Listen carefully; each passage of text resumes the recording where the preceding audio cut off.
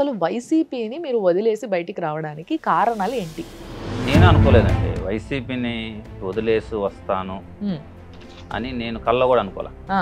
ఆ 2005లోనే ఆయన పాలిటిక్స్ సంబంధం అయినప్పుడు అక్కడికి రాజశేఖర రెడ్డి గారు కొడుకుని కలవాలి మనం అని ఆ రోజు నుంచి ఆల్మోస్ట్ 19 ఇయర్స్ జగన్ గారితో ట్రావెల్ చేసి, కానీ ఇప్పుడు కూడా మారకపోతే నెక్స్ట్ జనరేషన్స్ మమ్మల్ని క్షమించాలి. ఫస్ట్ ఆఫ్ ఆల్ మీరు టీడీపీని చూస్ చేసుకోవడానికి గల కారణాలు ఏంటిదో నాకు చెప్పండి. ఈ డెసిషన్ ఒకసారి లోకేష్ గారిని కలిసిన తర్వాత మాత్రం ఆయన ఒక 1.5 hours మాట్లాడారు. ఏం మాట్లాడారు సార్? ఏమైనా హామీ ఇచ్చారా? ఏం మాట్లాడారు? మీరు పార్టీలు ఉన్నంత కాలము మీకు ఇవ్వాల్సిన వాల్యూస్, మీకు ఇవ్వాల్సిన పొజిషను మీకు ఇచ్చిండ్రు అని మీరు నమ్ముతారా? ఫస్ట్ చెప్పండి. ప్రయారిటీ నాకు ఎందుకు ఉంటుంది మాట్లాడు. మరి జగన్ గారు ఏమో లేదు వైజాగే అసలు విశాఖపట్నమే ఎట్టి పరిస్థితుల్లో రాజధాని అయిపోతుంది, నేను కూడా వెళ్ళి అక్కడే ఉంటున్నా అని అంటున్నారు ఆయన. నాకు తెలిసి రాయలసీమలో కూడా నాకు చాలా మంది స్నేహితులు ఉన్నారు. ఓకే, వాళ్ళకు కూడా ఇష్టం లేదు. వైజాగ్ వాళ్ళకు కూడా ఇష్టం లేదు. కొత్తగా వింటున్నాను సార్. వైజాగ్ వాళ్ళకి ఇష్టం లేదు. మరి ఇప్పుడు టీడీపీ మునిగిపోయే పార్టీయా వైసీపీ మునిగిపోయే పార్టీయా అనేది ఒక క్లారిటీ మీరే ఇవ్వాలి. అది ఎట్లా అనేది కూడా మీరే చెప్పాలి. ఇప్పుడు 5 ఏళ్ల కిందట 19లో జగన్మోహన్ రెడ్డి గారు సీఎం అయ్యారు. మరి టీడీపీ ఏం మునిగిపోలేదే. దానికి రెట్టింపు ఉత్సాహంతో ఇప్పుడు ఎలక్షన్లోకి వస్తున్నారు. లిక్కర్ అసలు లేకుండా చేస్తా అనేసరికి మొత్తం ఆడవాళ్ళందరూ ఫుల్ అసలు ఇంకా మా అన్న వచ్చిండు అని ఫీల్ అయిపోయినరు. కానీ ఇప్పటికీ బంద్ చేయడం అయితే కాలేదు. అసలు ఇంక జరగదు అది. ఇంకో 7 ఏళ్ల దాకా జగన్మోహన్ రెడ్డి గారు మళ్ళీ ఎలక్షన్కి వెళ్ళి నేను మద్యపాన నిషేధం అని చెప్పినా ఆ బ్యాంకులు ఒప్పుకో. ఈవెన్ ఈరోజు ఏదైతే సెక్రటేరియట్ చంద్రబాబు నాయుడు గారు కట్టిన సెక్రటేరియట్, అది తాత్కాలిక సెక్రటేరియట్ అన్నారు, దాని మీద 2,000 కోట్లు 3,000 కోట్లు స్కామ్లు అన్నారు, అన్నారు ఈ అన్నారు. చివరికి అదే సెక్రటేరియట్ హెచ్డిఎఫ్సి బ్యాంక్కి 370 కోట్లు తాకలేదు. 1,00,000 కోట్లు తిన్నాడు ఇతను. లేదు తండ్రిని అడ్డం పెట్టి తండ్రి చనిపోయిన తర్వాత సీఎం అవ్వాలి. ఈరోజు ఇప్పుడు కూడా మేము ఆ పార్టీ నుంచి బయటికి, వైఎస్ఆర్సీపీ నుంచి బయటికి రాకుండా మొండిగా ఆ 3 రాజధానులకు మద్దతుగా నిలబడి వైఎస్ఆర్సీపీలో ఉంటే కామన్ పీపుల్ కూడా మమ్మల్ని క్షమించారు నెక్స్ట్ జనరేషన్. సుమన్ టీవీ ప్రేక్షకులకి నమస్తే. ఈరోజు నా ముందు ఒక పొలిటీషియన్ ఉన్నారు. కానీ ఇన్ని పొలిటీషియన్ అనాలనా, బిజినెస్ మ్యాన్ అనాలనా, బిజినెస్ మ్యాన్ కమ్ పొలిటీషియన్ అనాలనా, లేకపోతే స్ట్రగ్లింగ్ పొలిటీషియన్ అనాలనా, ఏం అర్థమవుతలేదు. కానీ నిజంగా చెప్పాలంటే ఈయన మాట్లాడే మాట వింటే ఎంతో క్లారిటీ, అంటే పాలిటిక్స్ పైన ఈయనకున్న క్లారిటీ అంతా ఇంత కాదు. దాని గురించి నేను ఈరోజు ఆయనతోనే డైరెక్ట్గా మాట్లాడబోతున్నా. అండ్ చాలా చాలా విషయాలపైన డిస్కస్ చేయబోతున్నాం మేమిద్దరం. ముఖ్యంగా ఇది ప్రతి ఒక్కరికి పనికొచ్చే ఇంటర్వ్యూ అని చెప్పొచ్చు. ముఖ్యంగా ఏపీలో ఉన్న ప్రజలందరూ కూడా చూడాల్సిన ఇంటర్వ్యూ అని కూడా చెప్పొచ్చు. ఎందుకనంటే ఎప్పుడు జనరల్గా ఇంటర్వ్యూస్ అనగానే ఒక పర్టిక్యులర్ పర్సన్ని, ఆయన వ్యక్తిత్వాన్ని, ఆయన పొలిటికల్ లైఫ్ని, వీటి గురించి డిస్కస్ చేస్తాం. బట్ ఈరోజు అట్లా కాదు, ఇది డిఫరెంట్. ఇది ఏపీల ప్రజల ప్రతి ఒక్కరి ఫ్యూచర్ గురించి మేము మాట్లాడబోతున్నాం. కాబట్టి తప్పకుండా మీరు అందరూ చూడాలి. అటు ఇటు పోకుండా అట్లనే కూర్చోండి. సో ఆయనే భరత్ రెడ్డి గారు. ఎస్, భరత్ రెడ్డి గారు నా ముందున్నారు, మాట్లాడదాం. మస్తు ముచ్చట్లు ఉన్నాయి. సార్ నమస్తే. నమస్తే రమ్య గారు. బాగున్నారా సార్? బాగున్నా. సో సార్ యాక్చువల్గా ఇంట్రో ఎప్పుడు నేను ఇట్లా ఇవ్వలేదు. ఎందుకంటే నిజంగానే నేను ఇప్పుడు వరకు ఎన్నో ఇంటర్వ్యూస్ చేసిన, మీ పర్సనల్ ఇంటర్వ్యూస్ ఎన్నో చూసినాం మేము. సో ఈ టైంలో పర్సనల్ ఇంటర్వ్యూ కన్నా కూడా ప్రజలందరికీ ఒక క్లారిటీ ఇంపార్టెంట్ ఏమో అని అనిపించింది. ఎందుకంటే ఈ టైంలో ఒక ఎమ్మెల్యే క్యాండిడేట్ని ముందు కూర్చోబెట్టుకొని మాట్లాడినప్పుడు అన్ని విషయాలు మాట్లాడలేం. స్టేట్ పాలిటిక్స్ గురించి, సంక్షేమ పథకాల గురించి, ప్రజలకు అందుతున్న వాటి గురించి, అందని వాటి గురించి, జరుగుతున్నవి జరగనివి. బట్ మిమ్మల్ని ముందు కూర్చోబెట్టుకుంటే అన్నీ మాట్లాడొచ్చు అనిపించింది నాకు. ఎందుకంటే మీరు ప్రతిదీ దగ్గరుండి చూసి వచ్చిండ్రు కాబట్టి, ముఖ్యంగా అధికార పార్టీలో ఉండి చూసి వచ్చిర్రు కాబట్టి మీతో మాట్లాడడం కరెక్ట్ అని నా ఫీలింగ్. అందుకోసమే ఈరోజు ఇట్లా చెప్పడం జరిగింది. కరెక్ట్ అనే చెప్పినా అంటారా? కరెక్టే మీరు చెప్పండి. అంతేనా? 100%. చలో డన్, థ్యాంక్ యూ. సో మరి లెట్స్ స్టార్ట్. ఫస్ట్ ఇక్కడ నుంచే నేను ఫస్ట్ ఇదే క్వశ్చన్ అడుగుదాం అనుకుంటున్నాను మిమ్మల్ని. ఏంది అని అంటే అసలు వైసీపీని మీరు వదిలేసి బయటికి రావడానికి కారణాలు ఏంటి? నేను అనుకోలేదండి వైసీపీని వదిలేసి వస్తాను అని. నేను కళ్ళ కూడా అనుకోలే. అంటే మేము చిన్నప్పటి నుంచి రాజశేఖర రెడ్డి గారి ఫాలోయర్స్, కాంగ్రెస్ ఫ్యామిలీ. తర్వాత 2005లో జగన్ గారిని కలవటానికి బెంగళూరులో బెంగళూరు డెవలప్మెంట్ అథారిటీ ఆఫీస్ అని ఒక ఏరియా, అది హెచ్ఎస్ఆర్ లేఅవుట్. ఆ ఏరియాలో ఒక డూప్లెక్స్ బిల్డింగ్లో జగన్ గారు ఉండేవాడు. ఆ 2005లోనే ఆయన పాలిటిక్స్ సంబంధం అయినప్పుడు అక్కడికి రాజశేఖర రెడ్డి గారు కొడుకుని కలవాలి మనం అని ఆ రోజు నుంచి ఆల్మోస్ట్ 19 years జగన్ గారితో ట్రావెల్ చేసి మారాల్సి వస్తుందని నేను కూడా అనుకోలే. కానీ ఇప్పుడు కూడా మారకపోతే నెక్స్ట్ నేను యాజ్ ఏ గుంటూరేన్గా గుంటూరు ప్రాంతంలో ఉండి నెక్స్ట్ జనరేషన్స్ మమ్మల్ని క్షమించు.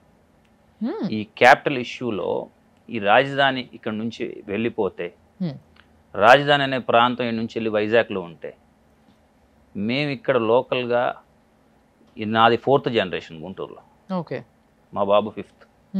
ఇప్పుడు కూడా మేము ఆ పార్టీ నుంచి బయటికి, వైఎస్ఆర్సీపీ నుంచి బయటికి రాకుండా మొండిగా ఆ 3 రాజధానులకు మద్దతుగా నిలబడి వైఎస్ఆర్సీపీలో ఉంటే కామన్ పీపుల్ కూడా మమ్మల్ని క్షమించారు నెక్స్ట్ జనరేషన్. అంటే ఒక్క విషయం సార్, ఇక్కడ నాకు ఒక డౌట్ వస్తుంది. ఇది సంవత్సరం కింద జరిగిన ఇష్యూ కాదు, 2 సంవత్సరాల కింద నుంచి జరుగుతున్న ఇష్యూ కాదు. వేరాస్ జగన్మోహన్ రెడ్డి గారు గెలవక ముందు నుంచి జరుగుతున్న ఇష్యూ రాజధాని ముచ్చట అనేది. ఎప్పుడైతే 1 state డివైడ్ అయిందో గెలిచిన తర్వాత స్టార్ట్ అయింది. అంటే దానికి ముందు నుంచి ఐడియా ఉన్న సబ్జెక్టే, బట్ ఇష్యూ మాత్రం మీరు అన్నట్టుగా గెలిచిన తర్వాత మొదలైంది. సో గత 4 సంవత్సరాల నుంచి లేదా 3 సంవత్సరాల నుంచి జరుగుతున్నదే. బట్ ఈ టైంలో ఇలాంటి సమయంలో మీరు కాదనుకొని రావడానికి కారణం? నేను లాస్ట్ టైం కూడా నేను చెప్పానండి. నేను చాలా మంది వైఎస్ఆర్సీపీ ఎమ్మెల్యేస్తో, యంగ్ లీడర్స్తో, ఇంక్లూడింగ్ సజ్జల గారితో సహా, నేను డే 1 నుంచి చెప్తుంది ఒకటే, రాజధాని గుంటూరు విజయవాడ మధ్యలోంచి వెళ్ళిపోతే గుంటూరు విజయవాడ చుట్టుపక్కల ఉన్న వైఎస్ఆర్సీపీ కార్యకర్తలు రేపు గవర్నమెంట్ వచ్చినా పోయినా కామన్ పీపుల్ జెండా, వైఎస్ఆర్సీపీ జెండా పట్టుకోవడానికి కూడా ఇబ్బంది పడతారని నేను డే 1 నుంచి డిబేట్ చేస్తున్నాను. అదన్నోడు చాలా మంది పొలిటీషియన్స్ కూడా చెప్పి, ఇది ఎమోషన్, ఈ ఎమోషన్ ఎలా ఉంటుంది అనేది రేపు ఆ ప్రాంతం వరకు 32 కాన్స్టిట్యున్సీస్ ఉన్నాయి ఈ దేనికి, రాజధానికి అనుకోండి. రాజధాని అంటే ఆ 16 గ్రామాలు 17 గ్రామాలు అది కాదు. దీన్ని బేస్ చేసుకొని ఉన్న కాన్స్టిట్యున్సీస్ 32 కాన్స్టిట్యున్సీస్ ఉన్నాయి. ఈ అన్నిటి మీద ఎఫెక్ట్ పడింది. నేను అక్కడ ప్రాంతం వాడిగా నేను సపోర్ట్ చేయటం, ఆ పార్టీలో ఉండి ఇప్పుడు కూడా సపోర్ట్ చేస్తే నా తల్లికి నేను ద్రోహం చేస్తున్నాను అవుతా, నా ప్రాంతానికి నేను ద్రోహం చేస్తున్నాను. అంటే మీరు మీ ప్రాంతీయ ప్రేమ ఏదైతుందో అది చూపిస్తున్నారు, దాంట్లో తప్పులేదు, న్యాయం ఉంది, దాంట్లో ఎవరికైనా ఉంటుంది అది క్యాజువల్గా. బట్ మీరు ఆలోచించినట్టుగానే ఈ 3 రాజధానుల ముచ్చటకు వచ్చేసరికి మిగతా 2 రాజధానులు కూడా అట్లే ఆలోచిస్తారు కదా. ఇక్కడ నుంచి రాజధాని కదిలిందా మేము వైసీపీ జెండా పట్టుకో, మీరు అన్నారుగా. అట్లా ఎందుకు జరిగిందండి? ఒకటి, ఇప్పుడు వైజాగ్ ఎవరు డెవలప్ చేయాల్సిన అవసరం లేదండి. అది ఆల్రెడీ పెద్ద సిటీ, ఆల్మోస్ట్ 40 lakhs రీచ్ అవుతుంది సిటీ పాపులేషన్ పరంగా. వైజాగ్ని మనం డెవలప్ చేసింది, ఆల్రెడీ డెవలప్ అయిపోయింది. గుంటూరు విజయవాడ మధ్యలో ఇంకో కొత్త సిటీని డెవలప్ చేద్దాం ప్లాన్డ్గా, సెంట్రల్లీ లొకేటెడ్ అయి ఉంది, దండిగా వాటర్ ఉన్నాయి, ఫుల్గా వాటర్ ఉంది.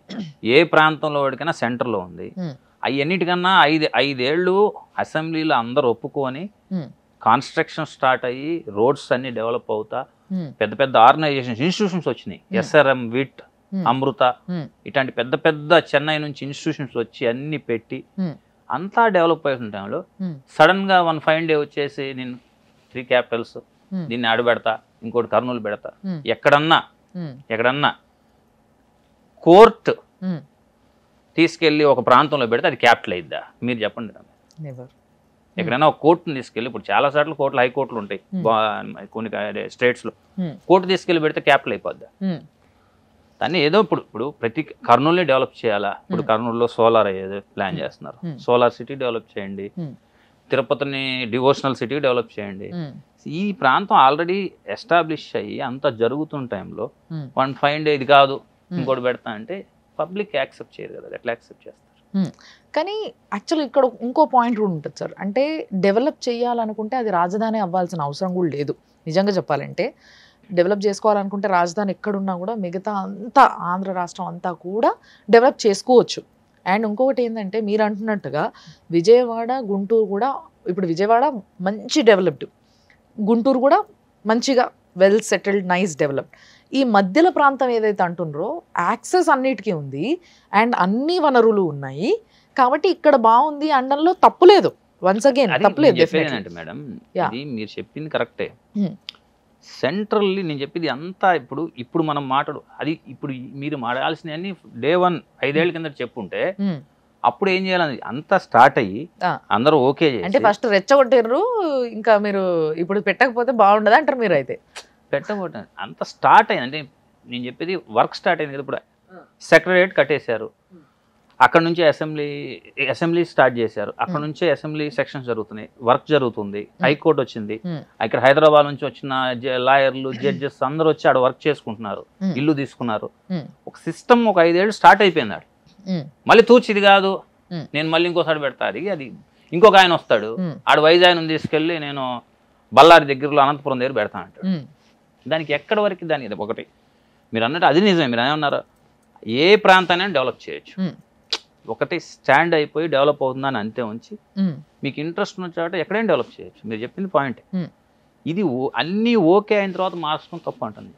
ఓకే ఓకే సరే, మీరు ఏదైతే నేను చెప్పేది ఆ ప్రాంతం మాట్లాడుతున్నారో ఇప్పుడు ఎప్పుడో 70 ఏళ్ల కిందట చెప్పేవాళ్ళు మా గ్రాండ్ పేరెంట్స్ వాళ్ళు, చెన్నై నుంచి విడిపోయినప్పుడు గుంటూరు విజయవాడ మధ్యలో పెట్టాలని ఒక ప్రపోజల్ వచ్చింది. తర్వాత కర్నూలు పెట్టారు, హైదరాబాద్ పెట్టారు. మళ్ళీ హైదరాబాద్ని వదులుకోవటం అనేది ఎవరికి ఇష్టం లేదు. ఇక్కడ అందరితో ఎమోషన్గా హైదరాబాద్తో బాండ్ ఉంది కాబట్టి అందరికి ఏదో మళ్ళీ వచ్చాం. తర్వాత కొంత అప్పుడేదో ప్రకాశం జిల్లాలో దొనకొండ కాడ పెడతారని ఒక రూమర్ ఉంది. తర్వాత కృష్ణా జిల్లాలో ఏడ పెడతారు అందుకు. అక్కడ ఆ రోజు ప్రకాశం జిల్లాలో పెట్టేసిన యాక్సెప్ట్ చేసేవాడు.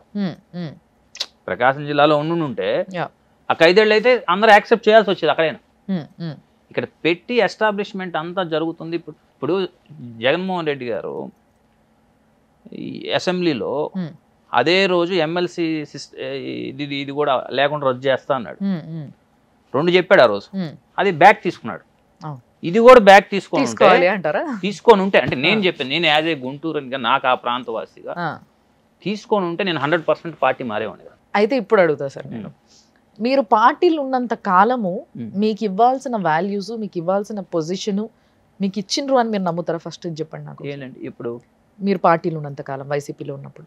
నేను పార్టీలో ఉన్నంత కాలం నేను అదే మేడం, వన్ సైడ్ మీరు అది ఒక అడిగే, పార్టీలో ఉన్నంత కాలం 100% నాకు నేను చెప్పేది, నేను 2005 నుంచి జగన్ గారితో ఫాలో అవుతా ఉన్నాను. పార్టీకి ఆ ప్రాంతంలో బ్యాక్ బోన్ ఉన్నాను. పార్టీ లేనప్పుడు కూడా క్యాడర్ని నేనే పుష్ చేశాను. అంత వచ్చిన తర్వాత కూడా నాకు ప్రయారిటీ ఉంది. ప్రయారిటీ ఎందుకు ఉంటుంది? ప్రయారిటీ నాకు ఎందుకు ఉంటుంది ఒక మాట చెప్పండి. నేను పార్టీ వచ్చిన తర్వాత కూడా నేను మీకు మీ షోలో చెప్తున్నా, సింగిల్ రూపీ సింగిల్ పైరవి లేకపోతే నా సొంతానికి నా కాలేజీలో సింగిల్ కాలేజ్ ఏదన్నా ఒకటి తెచ్చుకున్నాను ప్రూవ్ చేస్తే నేను గుంటూరు టౌన్ వదిలేసి వెళ్ళిపోతాను. ఒకటి. రెండోది, వైఎస్ఆర్సీపీలో నా ప్రయారిటీ ఇచ్చారంటే నేను ఉండటం వల్ల వైఎస్ఆర్సీపీకి ఒక 10 ఓట్లు 20 ఓట్లు 100 ఓట్లు 1000 ఓట్లు ఈ 5 ఏళ్లలో కానీ ఎప్పుడైనా సరే ప్లస్ అవుతుంది కానీ మైనస్ అవుతుంది. ఎందుకంటే నా స్వార్థానికి నేను పార్టీని అడ్డం పెట్టి లేకపోతే పార్టీలో ఉన్న ఎమ్మెల్యేలను మినిస్టర్లను సజ్జల రామకృష్ణారెడ్డి గారిని అడ్డం పెట్టి ఏదో పైరవీలు చేసి లేకపోతే ఆ పొజిషన్ ఎంజాయ్ చేసే పరిస్థితుల్లో నేను లేను. నాకంటూ మీరు ఆఫ్ స్క్రీన్ అయినా ఎంక్వైరీ చేసుకోండి, నాకంటూ భరత్ రెడ్డి అనేవాడికి ఆ ప్రాంతంలో ఎస్పెషల్లీ గుంటూరు ప్రాంతంలో గుడ్ విల్ ఉంది. వీడు ఎవరిని ఏ స్వార్థానికి వాడుకోడు. వైఎస్ఆర్సీపీ పార్టీలో కూడా ఉన్న రోజు కూడా, గవర్నమెంట్ వచ్చిన రోజు కూడా, నేను ఏ రోజు కూడా నా గవర్నమెంట్ ఉంది వెనక మాల అండ ఉంది లేకపోతే నాయనకమాల సజ్జల రామకృష్ణారెడ్డి ఉన్నారు, లేకపోతే జగన్మోహన్ రెడ్డి గారు ఉన్నారని చెప్పి నేను ఏ టీడీపీ వాళ్ళని ఇబ్బంది పెట్టలా, జనసేన వాళ్ళు ఇబ్బంది పెట్టలా. నాకు సాధ్యమైనంత వరకు. మీరు అన్నారు కదా, నేను ఎప్పుడైనా ఏ పైరవీలు చేసినా అని కానీ, లేకపోతే ఇంకోటి ఏదైనా తీసుకొచ్చుకున్నా అని కానీ, ల్యాండ్ కానీ, మీ కాలేజీలు కానీ, ఇలాంటివి ఏమైనా దీనికి సంబంధించిన విషయాలలో ఏమైనా పార్టీని అడ్డం పెట్టుకొని నేను చేసినట్టయితే ఒక్కసారి చెప్పమనండి, నేను ఇది చేస్తాను అంటున్నారు. సో అలాంటివి చెయ్యడానికి తగిన పదవి మీకు ఇవ్వకపోవడం వల్ల చేయొచ్చు. నేను ఎవరితో నేను నా ప్రయోజనం కోసం నేను నాకు పార్టీ స్టాండ్ నచ్చలేదు, నేను వచ్చేసి అంత బయటికి. ఓకే, నేను ఎవరినే వల్ల నేను నేను నేను నేను చెప్తుంది ఏంద్రా అంటే, పదవి ఇస్తేనే ప్రైమరీ పదవి ఇవ్వకుండా కూడా చేయగలను, నేను చేయాలనుకుంటా. ఇప్పుడు నాకు ఇది కావాలి అంటే ఆంధ్రప్రదేశ్ స్టేట్ గవర్నమెంట్లో ఏ ఎమ్మెల్యే అయినా, ఏ మినిస్టర్ అయినా, లేకపోతే సజ్జల రామకృష్ణారెడ్డి గారు అని 100% చేసేవాడు. ఓకే, నేను నాకు కావాల్సిన చెడ్డ పని ఏది నేను చేయించుకొని నేను చేయను, నా నేచర్ అది కాదు.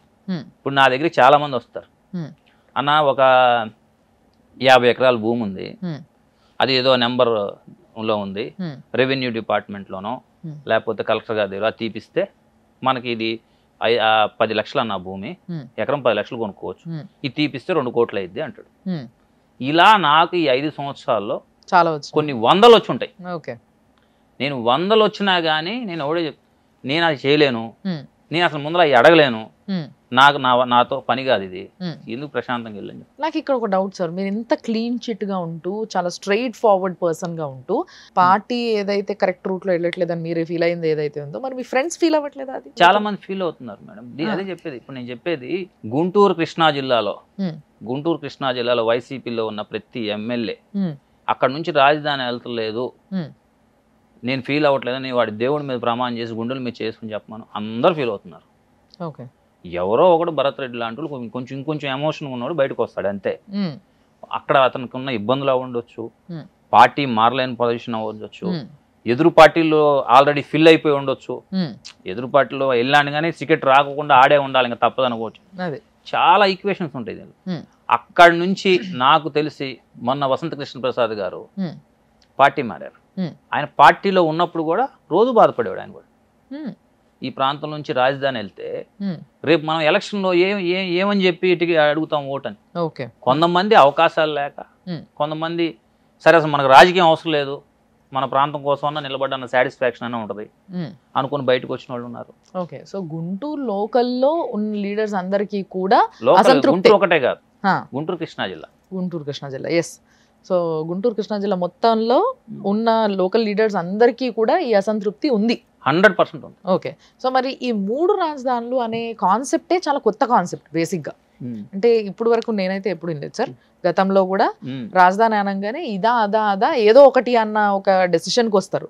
బట్ ఈ 3 రాజధానులు అనే కాన్సెప్ట్ విన్నది ఏపీ నుంచే. అవును, అసలు బేసిక్గా దీనిపైన మీ ఉద్దేశం ఏంటది? సక్సెస్ కాదు రమ్య గారు, 100% సక్సెస్ కాదు. ఎందుకంటే 3 రాజధానులు అసలు ఇప్పుడు ఆంధ్రప్రదేశ్ పరిస్థితే దారుణంగా ఉంది.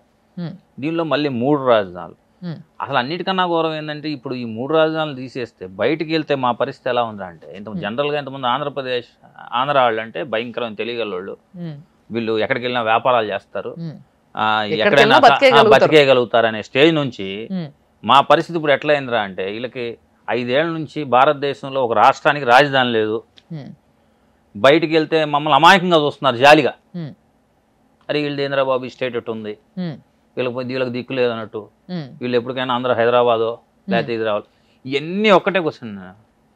రాజధాని చాలా మంది నన్ను అడుగుతారు, రాజధాని ఇంపార్టెంటా? నేనేమంటా అంటే రాజధాని ఇంపార్టెంట్. ఒకటే మేడం, న్యూయార్క్ నగరం లేకపోతే అమెరికా లేదు ఈరోజు, లండన్ నగరం లేకపోతే బ్రిటన్ లేదు, హైదరాబాద్ నగరం లేకపోతే తెలంగాణ లేదు. ఈ హైదరాబాద్ కోసం కొట్లాడింది అందరూ. రాజధాని ఇంపార్టెంట్ అంటే రాజధాని ఇంపార్టెంట్. ఇప్పుడు రాజధాని విషయంలో మీకు ఇంత క్లారిటీ ఉంది, మరి జగన్ గారు ఏమో లేదు వైజాగే అసలు విశాఖపట్నమే ఎట్టి పరిస్థితుల్లో రాజధాని అయిపోతుంది, నేను కూడా వెళ్ళి అక్కడే ఉంటున్నా అని అంటున్నారు ఆయన. మరి అట్లా అండము అంత స్ట్రైట్ గా అట్లా అండం అనేది ఆయన స్టాండ్ అదండి. ఇప్పుడు ఆయన స్టాండ్ అది రమ్య గారు. మేము ఆ ప్రాంతం వాసిగా, నాకు తెలిసి రాయలసీమలో కూడా నాకు చాలా మంది స్నేహితులు ఉన్నారు, వాళ్ళకు కూడా ఇష్టం లేదు వెళ్ళటం వైజాగ్ వాళ్ళకు కూడా ఇష్టం లేదు. వైజాగ్ పీపుల్లో నాకు చాలా మంది వైజాగ్లో ఫ్రెండ్స్ ఉన్నారు. వాళ్ళు ఏమనుకుంటారు అంటే, నేను మీకు చెప్తుంది వాళ్ళు కొత్తగా వింటున్నాను సార్. వైజాగ్ వాళ్ళకి ఇష్టం లేదు. ఎందుకు సార్? వాళ్ళు ఏమనుకుంటారంటే, ఆ వైజాగ్ పీపుల్ మైండ్ సెట్ నాకు తెలుసు. వాళ్ళు చాలా సాఫ్ట్ పీపుల్, అంటే వాళ్ళు ప్లెయిన్గా హ్యాపీగా మంచిగా పని చేసుకున్నామా, ఒక 3 hours 4 hours మధ్యాహ్నం నిద్రపోయామా, ఈవినింగ్ వర్క్ చేసుకున్నామా, మంచిగా మన బీచ్కి వెళ్ళామా, పల్లీలు తిన్నామా, లేకపోతే కాసేపు ఆ ఋషికొండ పైకి వెళ్ళామా, తిరిగామా, వచ్చి కొనుక్కున్నాం. వాళ్ళ లైఫ్ కూల్గా వెళ్తుంది. వాళ్ళు ఈ క్యాపిటల్ వచ్చి ఇదంతా హడావుడై వాళ్ళు కొంచెం నేచర్ని కూడా ఇష్టపడతారు. వాళ్ళకి ఇదంతా వాళ్ళు హుదూత్ వచ్చినప్పుడు చాలా సఫర్ అయ్యారు వాళ్ళు. కానీ ఎంతైనా ఒక రాజధాని వస్తుందంటే ఒక బంగారు ముద్ద చేతికి దొరికిందని అనుకోవాలి. ఇప్పుడు ల్యాండ్స్ ఉన్న వాళ్ళు అనుకోండి, చిన్న చిన్న ఫర్ ఎగ్జాంపుల్ చెప్తా సార్, నేను ఇక్కడ తెలంగాణలో కూడా తెలంగాణ రాష్ట్రం వస్తే ఇవి జరుగుతాయి అన్నారు. కానీ అన్నేమో సంగతి పక్కకు పెడితే రియల్ ఎస్టేట్ పెరిగింది, ల్యాండ్ వాల్యూ పెరిగింది. సో వేరాజ్ ఎక్కడైతే రాజధాని వస్తుందో అక్కడ ల్యాండ్ వాల్యూ పెరగడం అనేది, అసలు ఆల్రెడీ చాలా ల్యాండ్ వాల్యూ ఉంది విశాఖపట్నం, లేదని నేను అనట్లే, విపరీతమైన ల్యాండ్ ఈరోజు కొనలేని పరిస్థితే. కానీ ఒకవేళ అలాంటి ప్లేస్లో రాజధాని వస్తే ఇంకా చాలా అడ్వాంటేజెస్ ఉంటాయి అన్న ఫీలింగ్లో కూడా జనాలు ఉంటారు కదా కొందరు. అదే నేను చెప్పేది, రాజధాని వచ్చినప్పుడు వైజాగ్లో ఉంది, ఎవరికి ఉంది, ఒక 5% పీపుల్కి, ఎవడైతే ల్యాండ్ బ్యాంక్ ఉందో వాళ్ళకుంది. మీరు ఆఫ్ స్క్రీన్ ఇంటర్వ్యూ అయిన తర్వాత ఎప్పటికప్పుడు మీరు వైజాగ్ వెళ్తారు ఎవరో ఒకరు ఇంటర్వ్యూ చేయడానికి, డెఫినెట్లీ ఆఫ్ స్క్రీన్ వెళ్ళండి. మీరు వైజాగ్లో ఎయిర్పోర్ట్లో దిగండి, ఒక క్యాబ్ మాట్లాడుకోండి, క్యాబ్ డ్రైవర్ కాడ నుంచి బయట దాకా మీ క్యాపిటల్ వస్తే ఎలా ఉండి వాడు ఎవడో అంటాడు, మాకెందుకు సార్ ఈ క్యాపిటల్, ఏదో హ్యాపీగా మా ఊరు మేము బతున్నాం, ఈ ట్రాఫిక్ ఇవన్నీ పెరుగుతాయి, రేపు మా చెట్లన్నీ పోతాయి, మా కొండలన్నీ ఈ తలకాయ నొప్పి అంతా మాకెందుకు, మాకు పెద్ద సిటీయే కదా మాది, మేము హ్యాపీగా వెళ్ళిపోతున్నాం అని మేజర్ పీపుల్ చెప్తారు. ఓకే, వైజాగ్ ఎవరికి ఇష్టం ఉండదు క్యాపిటల్ రావటం ఉంటుంది. కానీ నేను డిఫరెంట్గా చూసింది వైజాగ్లో. ఓకే, వైజాగ్లో నేను మొన్న రీసెంట్గా కూడా అడిగి ఒక క్యాబ్లో వెళ్తుంటే వాడు ఒకటే అన్నాడు, మాకు రాజధానితో సంబంధం ఏంటి సార్, ఇప్పటికే ట్రాఫిక్ ఎక్కువైంది, మా ఊరు మా మనుషులు మేమంతా సాఫ్ట్, మీరు మాకన్నా తెలియగలవాళ్ళు, ఇక్కడికి ఎందుకు మీరు రావటం అన్నట్టు మాట్లాడుతున్నాడు. ఓకే, నేను చెప్పేది అక్కడ క్యాపిటల్ వైజాగ్ రాకూడదనిగా, ఆ పీపుల్ అక్కడ ఉన్న పీపుల్ వాళ్ళ మైండ్ సెట్ అంటే వాళ్ళు కూల్గా హ్యాపీగా మా సిటీ మా పెద్ద సిటీ ఉంది చాలు మాకు అనే మైండ్ సెట్లోనే ఉన్నారని చెప్పి. సో మరి ఈ విషయంలో అసంతృప్తిగా ఉన్న మీరు ఈరోజు టీడీపీని చూస్ చేసుకున్నారు, right? So first of all మీరు టీడీపీని చూస్ చేసుకోవడానికి గల కారణాలు ఏంటిదో నాకు చెప్పండి. టీడీపీని చూస్ చేసుకోవడానికి నేను డే 1 ఇది నేను ఈ రోజు చూస్ చేసుకుంది కాదు. నేను లాస్ట్ 1 year నుంచి నేను మదన పడతాను. 1 year నుంచి నా ఫ్రెండ్స్తో మాట్లాడుతున్నాను. నాకు టీడీపీలో కూడా ఫ్రెండ్స్ ఉన్నారు. ఓకే, అదే ఇప్పుడు నాకు అదృష్టం ఏంటంటే నాకు జనసేనలో ఉన్నారు, బీజేపీలో ఉన్నారు. ఎన్ని పార్టీలు ఉన్నాయా సార్ మారడానికి? నేను మారాలనుకుంటే నాకు ఇప్పుడు కొన్ని పార్టీలోకి వెళ్తే నాకు ఈరోజు టికెట్ కూడా అనౌన్స్ చేసేవాడు. ఓకే, బీజేపీ జనసేన ఏ పార్టీలోకి వెళ్ళినా నాకు టికెట్ ఇచ్చేవాళ్ళు, నాకు కానీ నా వైఫ్ కానీ ఎమ్మెల్యే టికెట్. ఓకే, నేను లాంగ్ రన్లో నాకు టీడీపీ బాగుంటుంది అనిపించింది. ఇప్పుడు టీడీపీకి ఆల్మోస్ట్ ఎప్పుడో 80లో స్టార్ట్ చేశారు, అప్పటి నుంచి ఇప్పుడు దాకా రన్నింగ్ ఉంది. నాకు ఎందుకో టీడీపీ అయితేనే మనం ఎక్కువ కాలం రాజకీయం చేసుకోవచ్చు, ఆ పార్టీ అయితే బాగుంటుంది. రెండోది ఈ డెసిషన్ ఒకసారి లోకేష్ గారిని కలిసిన తర్వాత మాత్రం ఆయన ఒక 1.5 hour మాట్లాడాడు, నాకు 3 times మాట్లాడాడు. ఇంకా మనం ఇంత జర్నీ చేయొచ్చు లోకేష్ గారితో. ఓకే, ఏం మాట్లాడారు సార్? ఏమైనా హామీ ఇచ్చారా? ఏం మాట్లాడారు? ఆఫ్ స్క్రీన్ జరిగినాయి చెప్పలేం కదా మేడం. హామీ ఇచ్చారా పోనీ మీకు ఏమైనా? నేను అదే చెప్తున్నా, అవన్నీ అంటే 100% లోకేష్ గారితో నేను మాట్లాడిన తర్వాత ఆయన ఒక మాట నాకు బాగా నచ్చింది. ఇప్పుడు స్టేట్ ఉన్న పరిస్థితి బాగాలేదు భరత్, మనం పని చేద్దాం కలిసి, స్టేట్ని డెవలప్ చేసుకున్నాం, స్టేట్లో ఇండస్ట్రీస్ తేవాలా, మంచి మంచి స్టూడియోస్ తేవాలా, ఇన్ఫ్రాస్ట్రక్చర్ డెవలప్ చేయాలా, వెల్ఫేర్ ఆయన చెప్పింది కూడా వెల్ఫేర్ కూడా ఉండాలా, వెల్ఫేర్తో పాటు ఇవన్నీ కూడా డెవలప్ చేసుకుని వెళ్దాం, లాంగ్ రన్లో మనం చేస్తే బాగుంటుంది పార్టీకి, నువ్వు రా మనం కలిసి పని చేద్దాం అన్నాడు. నాకు ఎందుకో లోకేష్ గారితో నాకు కంఫర్ట్ ఇచ్చాడు అనిపించింది నాకు. ఓకే, అంటే మనం ఇంత జర్నీ చేయొచ్చు. ఇప్పుడు ముఖ్యమంత్రిగా 14 ఏళ్ళు ముఖ్యమంత్రి చేసిన చంద్రబాబు నాయుడు గారు కొడుకంటే మనం ఏది మాట్లాడవచ్చు ఏది మాట్లాడకూడదు ఎన్ని కొంచెం బ్యారియర్స్ ఉంటాయి. ఆయన అవన్నీ చాలా ఫ్రీగా క్లోజ్గా యాజ్ ఎ బ్రదర్ లాగా ఏం కావాలంటే అది మాట్లాడాడు, నీకు ఇట్లా చేద్దాం ఇది చేద్దాం.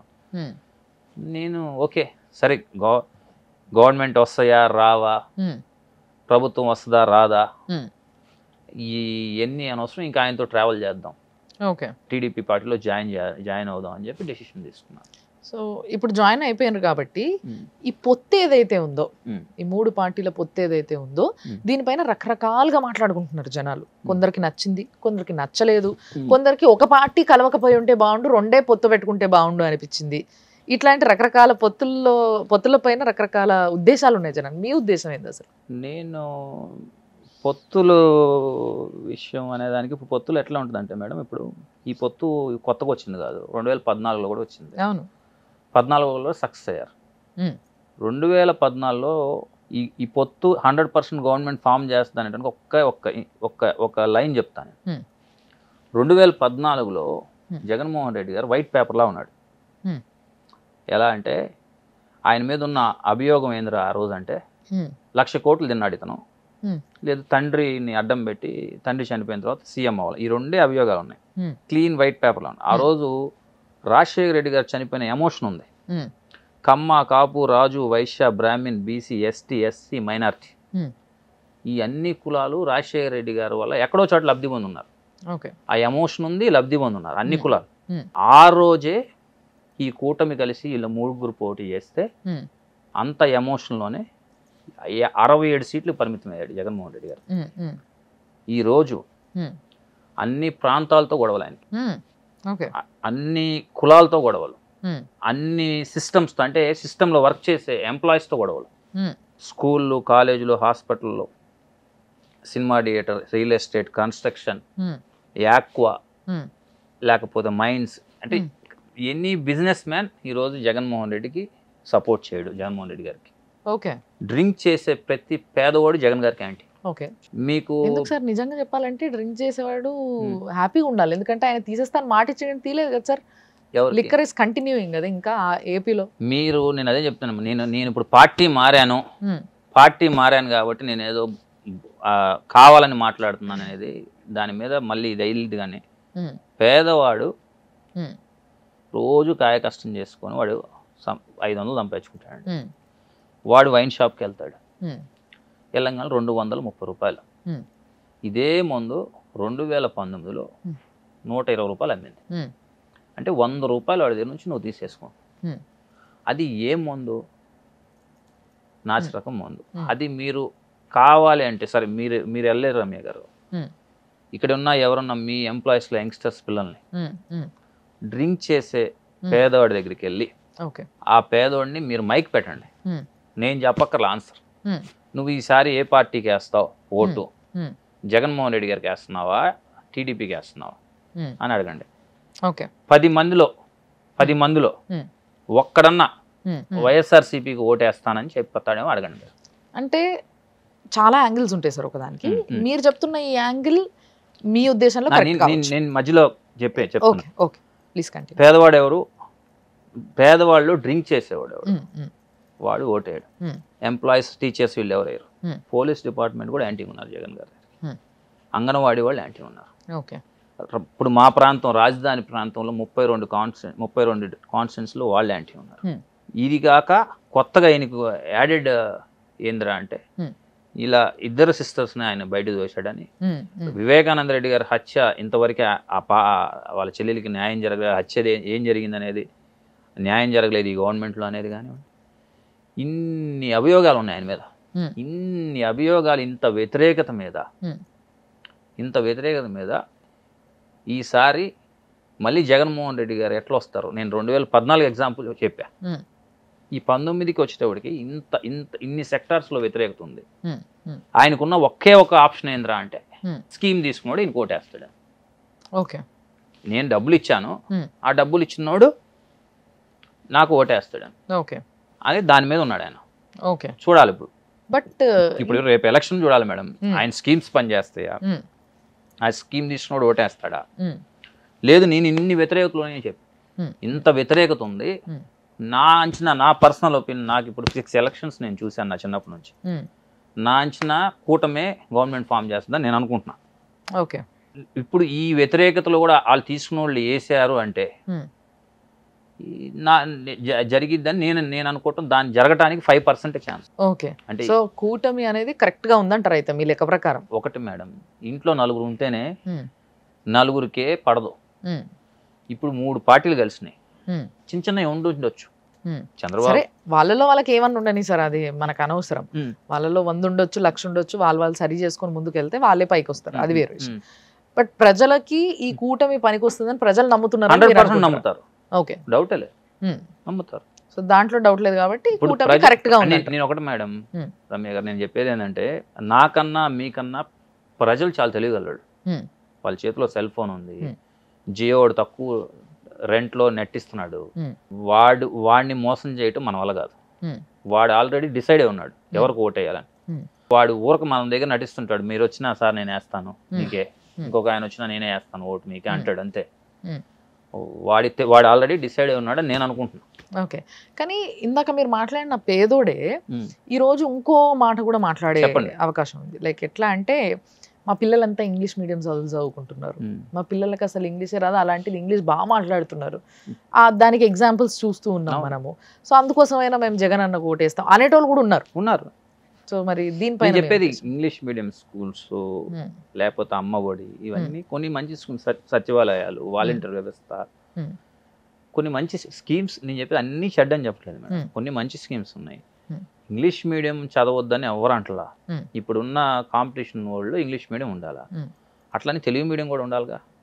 ఇప్పుడు కొత్తగా పెళ్లి చేసుకున్నాం, తెలుగు ఉండాలి సార్, తెలుగు కూడా ఉండాలా. కొత్తగా పెళ్లి చేసుకున్నాం, వైఫ్ వచ్చిందని తల్లిని బయట దోసేలేంగా. నా ఉద్దేశం ఏంటంటే, ఆన్ స్కూల్స్ అంటే గవర్నమెంట్స్ తో సంబంధం లేకుండా చెప్తున్నాను నేను ఈ మాట, అంటే నా పర్సనల్ ఉద్దేశం ఇది.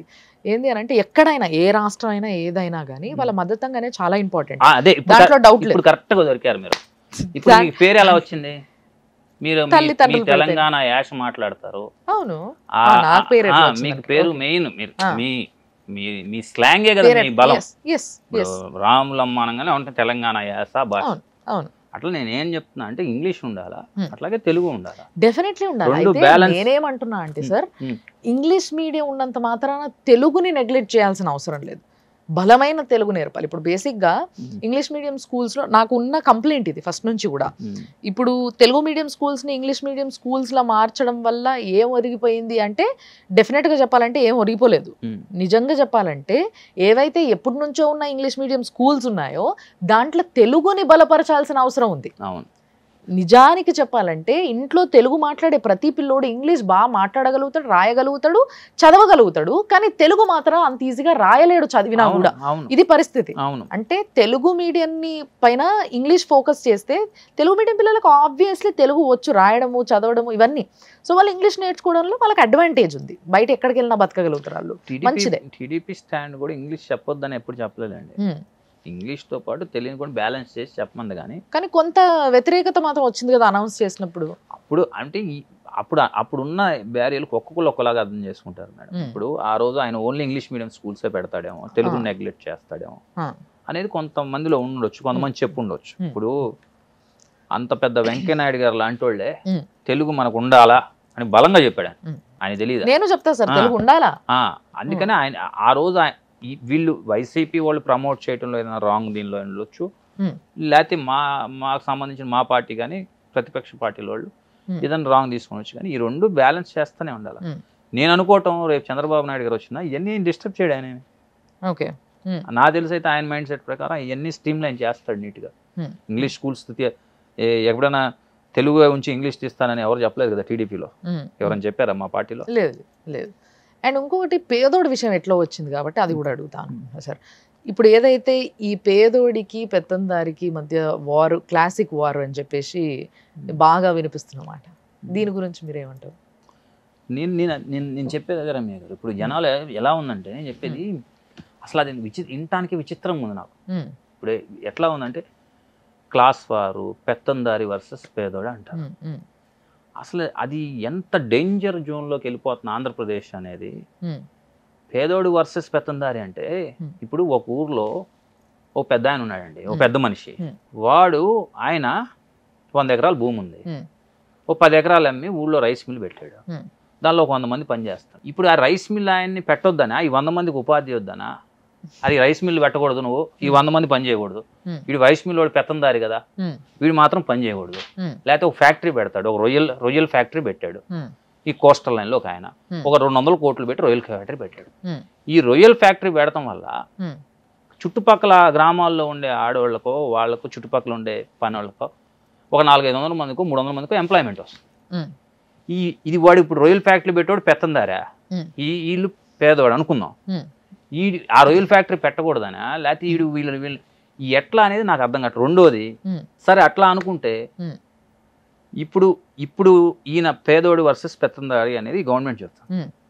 నువ్వు పేదోడిని ఎవరిని ఇండస్ట్రియలిస్ట్ని చేసావు, ఎవరిని ఫ్యాక్టరీలు పెట్టించావు? నువ్వు నిజంగా పేదోడు వర్సెస్ పెత్తందారి అనుకున్నప్పుడు ఈ ప్రభుత్వం కాన్స్టిట్యున్సీకి జిల్లాకి ఒక 100 మంది పేద యువకులు, తెలివిగల్లోళ్ళు, చదువుకున్న వాళ్ళు, స్మార్ట్ పిల్లల్ని ఎస్సీ ఎస్టీ బీసీలో ఉన్న మైనార్టీలో తీసుకొని గవర్నమెంటే ఒక 1 కోటి 2 కోట్లు లోన్ ఇప్పించి స్టార్ట్అప్ కంపెనీలో ఫ్యాక్టరీస్ పెట్టియొచ్చుగా, పేదోడిని డెవలప్ చేయొచ్చు కదా. పేదోడిని నువ్వు డబ్బులు ఇచ్చి వాడిని ఇంట్లో కూర్చోబెట్టే బదులు పేదోళ్ళలో చదువుకున్న పిల్లల్ని, మెరుపులు లాంటి కుర్రోళ్ళని, చాకులు లాంటి పిల్లల్ని తీసుకొచ్చి నువ్వు గవర్నమెంటే ఫండ్ చేసి పేదోడిని డెవలప్ చేయొచ్చు. ఇంకోటి, స్వతంత్ర భారతదేశంలో, ఇంత పెద్ద భారతదేశంలో ధనికులు సహజంగానే పేదోళ్ళు ఉంటారు. ఏ గవర్నమెంట్ అయినా, చంద్రబాబు నాయుడు గారి గవర్నమెంట్ అయినా, జగన్మోహన్ రెడ్డి గారి గవర్నమెంట్ అయినా, నరేంద్ర మోదీ గారి గవర్నమెంట్ అయినా, సోనియా గాంధీ గారు నడిపిన గవర్నమెంట్ అయినా పేదోడికే పని చేస్తుంది. భారతదేశం పేద దేశం, పేదోడిని డెవలప్ చేయాలని చేస్తుంది. కొత్తగా చెప్పాలంటే భారతదేశం గొప్ప దేశమే సార్, మీరు పేద దేశం అనొద్దు, నేను జీర్ణించుకోలేను. అట్లా పేదోడు ఇప్పుడు అమెరికాలో గొప్పోడే గొప్పోడు అవుతున్నాడు. నిజం, అమెరికాలో 15-16% పేదోళ్ళు ఉన్నారండి. మరి అగ్రదేశం కదా. ఇంకోటి, మీరు అన్నట్టు నిజంగానే గొప్ప దేశం. మన చుట్టుపక్కల ఇంక్లూడింగ్ చైనా ఒక్కటి తీసేస్తే ప్రతిరోజు హ్యాపీగా ఆనందిని నిద్రపోతుంది ఇండియాలోనే, భారతదేశం. అన్ని కంట్రీలు రోజు అన్నం దొరక ఇబ్బంది పడతాం. ఇండియాకు ఉన్న ప్రతి కంట్రీ, చుట్టుపక్కల ఉన్న కంట్రీస్ అని. నేను డేంజర్ జోన్లోకి ఎందుకు వెళ్ళిపోతున్నా అంటే, ఆంధ్రప్రదేశ్ క్రెడిబిలిటీ పోతుంది. ఈ క్లాస్ వార్ అని, లేకపోతే పేదోడు వర్సెస్ పెత్తందారు అనేటోడికి తెలివిగల్లోడు. ఇప్పుడు మీరే ఉన్నారు మేడం, మీరు ఒక కొత్తగా ఐఐటిలో టాపర్ మీరు వచ్చారు, మీ దగ్గర ఊళ్ళో ఒక 50 కోట్లు డబ్బులు ఉన్నాయి, మీ నాన్నగారు సంపాదించి. ప్రాంతం మీద ప్రేమ, నువ్వు ప్రాంతం మీద ప్రేమతో ఆ 50 కోట్లు బ్యాంకర్స్ దగ్గరికి వెళ్ళి ఒక 200 కోట్లు తీసుకొని వచ్చి నువ్వు అక్కడ ఆంధ్రప్రదేశ్లోనే ఫ్యాక్టరీ పెట్టాలనుకుంటావు. ఈ గొడవలు, పేదలు వర్సెస్ పెత్తందారులు ఇవన్నీ అనేటోడికి వాడి మైండ్లో ఏం పడిద్ది? నాకు సేఫ్ ప్లేస్ ఏంది? హైదరాబాద్ వచ్చేస్తాడు, లేకపోతే చెన్నై పోతాడు, లేకపోతే బెంగళూరు. దీనివల్ల ఎవరు నష్టపోతున్నారు? స్టేట్ క్రెడిబిలిటీ పోతుంది. ఓకే, కులాల మధ్యన, మతాల మధ్యన క్లాస్ వార్ అని అని చేస్తే ఫైనల్ గా నష్టపోయే స్టేటే. దాని వెనక ఏదైతే ఉద్దేశం ఉందో అది కన్వే అవ్వకుండా రాంగ్ రూట్ లో వెళ్తుంది అంటారు. ఇందాక మనం ఇంకో విషయం మాట్లాడుకున్నాం ఇట్లా ఇంగ్లీష్ మీడియం దాని గురించి. సో ఇదే తప్పు ఇక్కడ కూడా జరుగుతుంది అంటారు. ఇంగ్లీష్ మీడియంలో తప్పులు ఏం జరిగినాయి అంటే మీరు అన్నారు కదా, అది కన్వే చేసే విధంలో ఉండొచ్చు. కన్వే చేసే విధంలో తప్పు జరిగినాయి, కానీ ఇంగ్లీష్ మీడియం మంచి కాన్సెప్ట్. అదే అంటున్నా, అది కన్వే చేసే విధంలో తప్పు జరగడం వల్ల. నేనేమన్నా అంటే ఇంగ్లీష్ తో పాటు తెలుగు కూడా ఉండాలా. ఇప్పుడు భార్య ఇంటికి వచ్చిందని చెప్పి అమ్మని దూరం చేయకూడదు, అమ్మ భార్య ఇద్దరు కలిసి రన్ చేయాలి ఒకే స్టైల్లో. మన ఇంట్లో కొత్త పెళ్ళి, నా వైఫ్ వచ్చింది, అమ్మ వెళ్ళిపోలే అంటే నువ్వు పక్కింటికి వెళ్ళిపో అంటానికి లేదు కదా. దాన్ని దీన్ని బ్యాలెన్స్ నడపాలి. కొంచెం ఇప్పుడున్న కాంపిటీషన్ వాళ్ళు ఇంగ్లీష్ ఎక్కువ ఉండొచ్చు, దానికి సపరేట్ స్పోకెన్ ఇంగ్లీష్ క్లాసులు పెట్టి కొంచెం అట్లా మెల్లి రన్ చేస్తే రెండు ఒకే దానిలో వెళ్తాయి. Okay okay. సో మరి ఇంకో మాట కూడా బాగా వినిపిస్తుంది సార్, అంటే టీడీపీ మునిగిపోయే పార్టీ అని చెప్పేసి వైసీపీ. మరి ఇప్పుడు టీడీపీ మునిగిపోయే పార్టీయా, వైసీపీ మునిగిపోయే పార్టీయా అనేది ఒక క్లారిటీ మీరే ఇవ్వాలి. అది ఎట్లా అనేది కూడా మీరే చెప్పాలి. టీడీపీ మునిగిపోద్దా, వైసీపీ మునిగిపోద్దా అనేది పెద్ద టైం లేదండి, ఇంకా ఉంది 31 days. తెలిసిపోద్ది, ఓటర్ ఆల్రెడీ డిసైడ్ అయి ఉన్నాడు. రెండోది నేనేమనుకుంటున్నా అంటే, టీడీపీ అయినా వైసీపీ అయినా ఒకవేళ ఈరోజు మా కూటమి వచ్చింది, చంద్రబాబు నాయుడు గారు ముఖ్యమంత్రి అయ్యారు, అలానే వైసీపీ ఎందుకు మునిగిపోద్ది? దాని ఓట్ బ్యాంక్ దానికి ఉంటుంది. అవును, డెఫినెట్లీ ఉంటుంది. ఇప్పుడు 5 ఏళ్ల కిందట 19లో జగన్మోహన్ రెడ్డి గారు సీఎం అయ్యారు, మరి టీడీపీ ఏం మునిగిపోలేదే. దానికి రెట్టింపు ఉత్సాహంతో ఇప్పుడు ఎలక్షన్లోకి వస్తున్నారు. ఇప్పుడు టీడీపీ పరిస్థితి ఏంటి? టికెట్ల కోసం, ఒక టికెట్ కోసం 10 మంది క్యూలో ఉన్నారు. టీడీపీలో. అది ఒక పార్టీ ఓటమైతే మునిగిపోవటం అని ఏమున్నది మేడం, అదంతా అది అవాస్తవం. అంటే దాంట్లో పొత్తు వల్ల కూడా అలాంటి మాట వచ్చుండొచ్చు అని అనుకోవచ్చా, లేదంటే పొత్తుకి దానికి సంబంధం లేదంటే మునిగిపోయే పార్టీ అని చెప్పేసి? ఎక్కడ పొత్తు? అంటే పొత్తు వల్ల ప్లస్ అంటారా? 100% ప్లస్. నేను చెప్పేది దీనిలో ఇది పెద్ద సబ్జెక్ట్ మేడం. పొత్తు అనే దానికి దీనికి సంబంధం లేదు. ఇప్పుడు పొత్తు ఉండటం వల్ల నేను ఇందాక చెప్పాను 2014లో పొత్తు వెళ్ళాం, 100% గవర్నమెంట్ ఫామ్ చేసింది టీడీపీ. పొత్తు వల్ల నేను అనుకోవడం ప్లస్ అనుకుంటున్నాను. Okay okay. కొంత మైనార్టీస్లో Muslim minorities vote bank YCP వైపు కొంచెం టర్న్ ఉండొచ్చు. ఓకే, లెట్స్ సీ అంటారు అయితే. అది చూడాలి అది. ఓకే, మీరు బాగా అంటే యూనో మీ ఏదైతే సర్వే ఉందో మీరు ఎవరితో చేయించారో కానీ మీ సర్వే చాలా బాగుంది సార్. బేసిక్గా అంటే మీరు కరెక్ట్ పాయింట్స్ కొన్ని మాట్లాడుతూ ఉన్నారు, అది బాగుంది. అంటే ప్రజెంటేషన్ కూడా చాలా నీట్గా చెప్తున్నారు మీరు. సో ఇంకొక విషయం ఉంది నా దగ్గర, లిక్కర్ గురించి కూడా మాట్లాడినాం మనం ఇందాక. యాక్చువల్లీ లిక్కర్ అనేది చాలా పెద్ద ఇష్యూ ఇప్పుడు ఏపీలో. అవును, ఇందాక మాట్లాడినప్పుడు నేను అడుగుదాం అనుకున్నా, బట్ దాంట్లోంచి ఇంకో టాపిక్ వచ్చేసరికి నేను డైవర్ట్ అయ్యా. సో లిక్కర్ కాన్సెప్ట్కి వచ్చేసరికి స్కీమ్ గురించి ఎట్లుంది అని అంటే, ఆయన జగన్మోహన్ రెడ్డి గారు ఏమన్నారు, లిక్కర్ అసలు లేకుండా చేస్తా అనేసరికి మొత్తం ఆడవాళ్ళందరూ ఫుల్ అసలు ఇంకా మా అన్న వచ్చిండు అని ఫీల్ అయిపోయినారు. సో మా అన్న వచ్చిండు, మొత్తం లిక్కర్ బంద్ చేస్తాడు, మా మొగోళ్ళంతా మంచి పని చేసుకుంటారు అని చెప్పేసి చాలా సంతోషపడ్డారు. లేదు ఒకవేళ లిక్కర్ బంద్ చేయకపోతే మళ్ళీ వచ్చే ఎలక్షన్స్లో నేను అసలు రాను, ఓటు అడగనన్నారు. కానీ ఇప్పటికీ బంద్ చేయడం అయితే కాలేదు, కుదరలేదు. నేను ఒక్కటి ఫ్రాంక్గా కూడా చెప్తాను రమ్య గారు. Yeah please. సరే, లిక్కర్ బ్యాండ్ అంటే నేను కొంచెం రియాలిటీలో ఉంటా. Yeah please please. కొంతమంది ఆడవాళ్ళు ఎవరైనా తప్పుగా అనుకున్నా నేను సారీ చెప్తున్నా. ఇప్పుడున్న పరిస్థితుల్లో నేను చాలా రియాలిటీలో ఉంటాను. మేము చిన్నపిల్లప్పుడు లిక్కర్ తాగి తాలిబొట్లు అమ్మి భార్యలను కొట్టి లేకపోతే ఇవి చేసేవాళ్ళు. ఇప్పుడు అసలు ఎన్ని ఎక్కడున్నాయి మేడం? ఎన్ని లిక్కర్ కోసం సంసారాలు నాశనం చేసుకునే వ్యవస్థ సిస్టమ్ లేదు అసలు. ప్రతి ఒక్కడికి అవగాహన ఉంది. వాడి పేదోడు కూడా వాడికి ఉన్న దానిలో 500 1000 రూపాయలు సంపాదిస్తే 100 150 రూపాయలు 200 రూపాయలే తాగుతున్నాడు. ఓకే, ఈ రోజు ఆ పాత రోజుల్లో లాగా ఎన్టీ రామారావు గారి టైంలో ఆయన బ్యాన్ చేశాడంటే ఆ రోజు ఇంత అవగాహన లేదు, ఇన్ని సిస్టమ్స్లో ఇంత మీడియా చట్ట వ్యవస్థలు ఇంత ఇప్పుడు ఇప్పుడు ఉమెన్కి సంబంధించిన ఈ ఇన్స్టిట్యూషన్స్ ఇవన్నీ లేవు. అందువల్ల ఇవన్నీ జరిగాయి. ఆ రోజు ఆయన తీసుకున్న రైట్ డెసిషన్ అది. ఇప్పుడు అంత అవసరం లేదు. ఇవన్నీ తీసేస్తే లిక్కర్ బ్యాన్ చేయడం తర్వాత సంగతి అసలు ఈ రోజు మొన్న గవర్నమెంట్ ఒక ఒప్పందం చేసుకుంది, మీకు తెలుసో తెలీదో. గవర్నమెంట్ ఏం ఒప్పందం చేసుకుందంటే 39,000 కోట్లు లేకపోతే 25,000 కోట్లు, 25,000 కోట్లు అయితే పక్క 25,000 కోట్లు ఒక 10 బ్యాంకులు కలిసి ఒక MOU చేసుకొని గవర్నమెంట్కి ఎస్క్రాస్ అకౌంట్ అని ఉంటుంది. ఎస్క్రాస్ అకౌంట్ అంటే మీకు అర్థమయ్యే భాషలో, వీళ్ళందరూ లోకల్గా అర్థమయ్యే భాషలో చెప్తున్నా. ఒక ATM ఒక క్రెడిట్ కార్డ్ బిల్ కట్టపోతే ఆ బ్యాంక్ ఏం చేస్తుందంటే ఎస్క్రాస్ అకౌంట్లు పెట్టింది.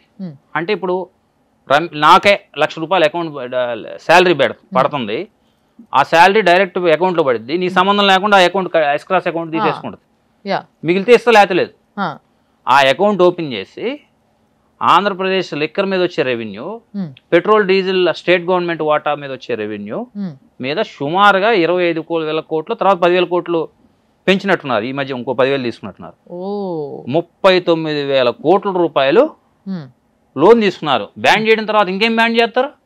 అసలు ఇంక జరగదు అది. ఇంకో 7 ఏళ్ల దాకా జగన్మోహన్ రెడ్డి గారు మళ్ళీ ఎలక్షన్కి వెళ్ళి నేను మద్యపాన నిషేధం అని చెప్పినా ఆ బ్యాంకులు ఒప్పుకో, నమ్మకండి అంటారా? అయితే నేను చెప్పేది అది ప్రూఫ్ కావాలంటే బ్యాంకులు ఆన్లైన్ గూగుల్లోకి వెళ్ళి కొడితే మొత్తం వస్తుంది. పెట్రోల్ డీజిల్ మీద స్టేట్ గవర్నమెంట్కి వచ్చే ఇన్కమ్ ఇది. ఏది ఈ లిక్కర్ మీద వచ్చే 6,000 కోట్లు 8,000 కోట్ల సంవత్సరానికి వచ్చే ఆదాయం మొత్తం కలిపి సుమారు 39,000 కోట్లు అని నేను అనుకుంటున్నా. అంటే 25,000 కోట్లు అయితే ఒకసారి తీసుకున్నారు, దాన్ని మళ్ళీ ఇంకొక 10,000 కోట్లు పెంచినట్టున్నారు ఈ 1 year లో loan. 6 to 7 years duration.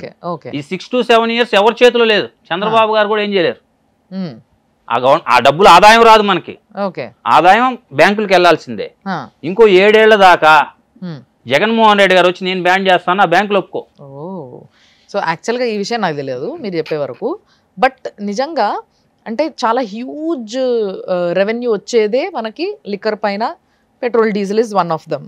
So ఈ రెవెన్యూయే అక్కడ కట్ అయిపోతుంది అని అంటే ఇంకా మిగిలేది ఏంటి రేపటి రోజు అనేది ఒక ప్రశ్న. నేను చెప్పేది అదే మేడం.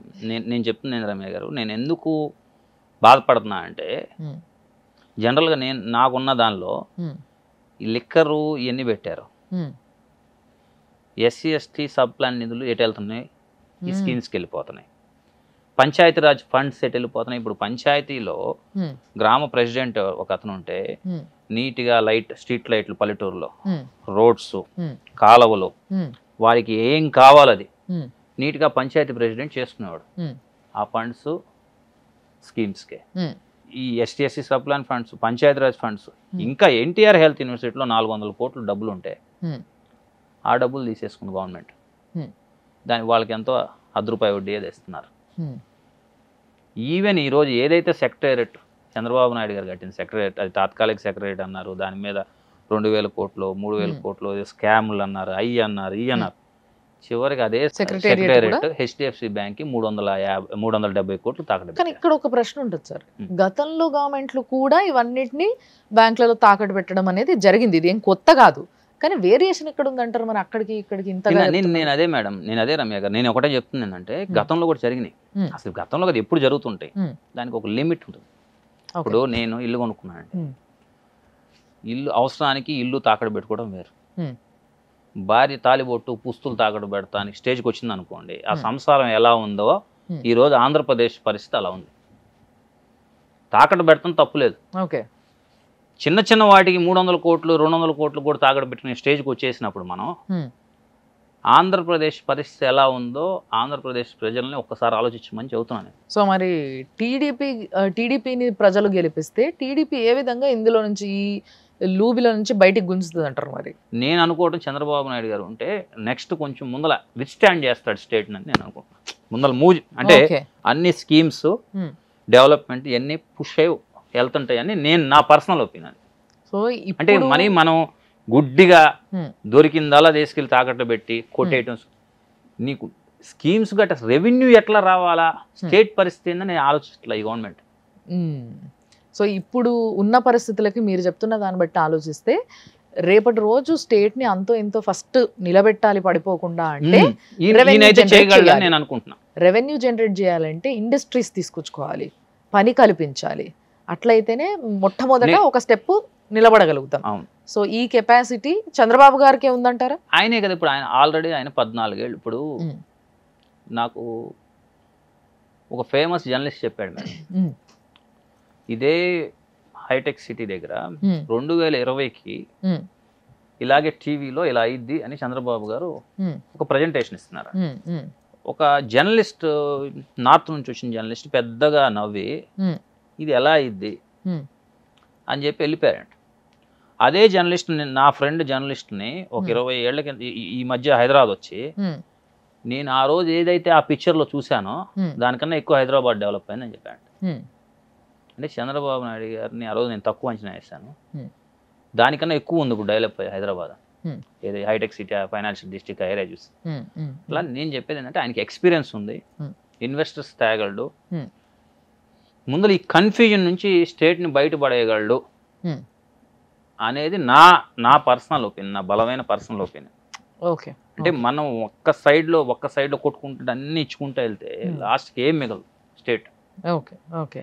అండ్ ఆంధ్రాలో ఉన్న ఇంకో ప్రాబ్లం ఏంటంటే సార్, నదులు పక్కనే పారుతూ ఉంటాయి, మీది నుంచే పారుతూ వెళ్తూ ఉంటాయి, అయినప్పటికీ నీళ్ళ ప్రాబ్లం ఉన్న ప్లేసెస్ చాలా ఉన్నాయి. మంచి నీటికి, సాగునీటికి ఈ రోజుకి కూడా కష్టపడుతున్న ప్రజలు చాలామంది ఉన్నారు, నేను చూసి వచ్చిన ఇది పరిస్థితి. సో ఇలాంటి పరిస్థితుల్లో ప్రాజెక్టుల గురించి మాట్లాడుకోవాలి డెఫినెట్లీ. పోలవరం ప్రాజెక్ట్ గురించి మాట్లాడితే దీనిపైన ప్రభుత్వం ఒక వాగ్దానం కూడా చేసింది. అసలు దానిపైన మీ ఉద్దేశం ఏందో చెప్పరు, మీరు ఏ యాంగిల్లో చూస్తారు దాన్ని? ఇప్పుడు పోలవరం అనేది ఆంధ్రప్రదేశ్కి హార్ట్ లాంటిది కదా, ఆల్మోస్ట్ అది ఒక్కటి అయిపోతే ఇంకా మా స్టేట్ ముందర కొంచెం సస్యశ్యామలంగా అంతా అందరికి వాటర్, పంటలు పండటం, ఏ ప్రాంతానికైనా కెనాల్స్ తీసుకోగలుగుతాం, అది అయితే బాగుంటుందని అందరూ అనుకుంటున్నాం. లాస్ట్ ఈ గవర్నమెంట్లో కూడా అయిపోద్ది అనుకున్నాం, మరి అది నాకు అది ఫండ్స్ మరి తెచ్చుకోలేకపోయారు అక్కడ సెంట్రల్ నుంచి. అక్కడ ఏదైనా ఏం ప్రాబ్లమ్స్ ఉన్నాయో నాకు దాని మీద కొంచెం అవగాహన లేదు, కానీ నేను అనుకోవటం, నేను నా పర్సనల్ ఒపీనియన్ రమ్య గారు, పోలవరం పూర్తి చేసి ఈ రాజధాని కదిలీకుండా ఉంచి ఈ ఎంప్లాయీస్తో గొడవలు పెట్టుకోకుండా, జగన్మోహన్ రెడ్డి గారి సంగతి నేను చెప్తుంది, పోలవరం కట్టి ఈ రాజధాని కదిలీకుండా ఎంప్లాయీస్తో అందరితో ఏదైతే గవర్నమెంట్ ఎంప్లాయీస్తో గొడవలు ఇవన్నీ వాడికి కావాల్సినవి ఇచ్చేసి ఉంటే ఈ లిక్కర్ సంబంధించిన అందరూ తెలుసు, లిక్కర్ ఎక్కడి నుంచి వస్తుంది అనేది ఓపెన్ సీక్రెట్, అందరూ తెలుసు. ఈ లిక్కర్ ఇట్లాంటి ఇష్యూస్లో ఇవన్నీ జాగ్రత్తగా చేసుకొని ఉంటే ఇట్లా అంటే మళ్ళీ ఇంకొకటి అన్నిటికన్నా ఈ గవర్నమెంట్ చేసిన పెద్ద తప్పు ఏంద్రా అంటే ప్రతి వాడిని కొడతాం, తిడతాం, స్టేషన్లు వేయటం, బెదిరియటం, లేకపోతే వాళ్ళ ప్రాపర్టీస్ని కొడతాం, ఇవన్నీ చేయకుండా ఉండుంటే ఇంకొక 5 ఏళ్ళు జగన్మోహన్ రెడ్డి గారు గవర్నమెంట్ ఫామ్ చేసి ముఖ్యమంత్రిగా ఉండేవాడు. అంటే మీరు బేసిక్గా ప్రభుత్వం పైన, జగన్మోహన్ రెడ్డి గారి పైన చాలా అలిగేషన్స్ చేస్తున్నారు, కానీ ఈ రోజుకి కూడా ఆయన ఎక్కడైనా మీటింగ్ పెడితే అసలు తండోపతండాల ప్రజలు ఒకటే వస్తూ ఉంటారు, అన్న అంటారు, అరుస్తారు, అసలు చాలా హంగామా క్రియేట్ అవుతుంది అక్కడ. అదే కదా. అంటే ఈ అభిమానం ఎక్కడి నుంచి వస్తుంది అంటారు? మరి కరెక్ట్గా అడిగారు మీరు. జగన్ గారి సభలకి తండోపతండాలకు జనం రావటం వాస్తవమే, వస్తున్నారు. కానీ మీకు తెలియదు ఏంటంటే రమ్య గారు, 2014 ఎలక్షన్ క్యాంపెయిన్ ఏంటి, దీనికన్నా ఎక్కువ వచ్చారు జగన్ గారు జనం. ఈ మీటింగ్స్ కన్నా 2014లో ఇంకా ఎక్కువ వచ్చారు. 2014లో ఇప్పుడన్నా జగన్మోహన్ రెడ్డి గారు ఈ మీటింగ్స్ పెడతానికి రెవెన్యూ వ్యవస్థలు కానీ, ఐఏఎస్లు కానీ, ఐపీఎస్లు కానీ, ట్రాన్స్పోర్ట్ డిపార్ట్మెంట్ కానీ ఇంతమంది పనిచేసి పుష్ చేస్తుంటే ఆ సభలో జనం వస్తున్నారు. ఆ రోజు ప్రతిపక్షంలో ఏమీ ఇంత బలం లేకుండా, ఏమీ లేనప్పుడు 2014లో ఎంతమంది జనం వచ్చారు. ఆ రోజు గవర్నమెంట్ రాలా, వైఎస్ఆర్సీపీ ప్రభుత్వం రాలా.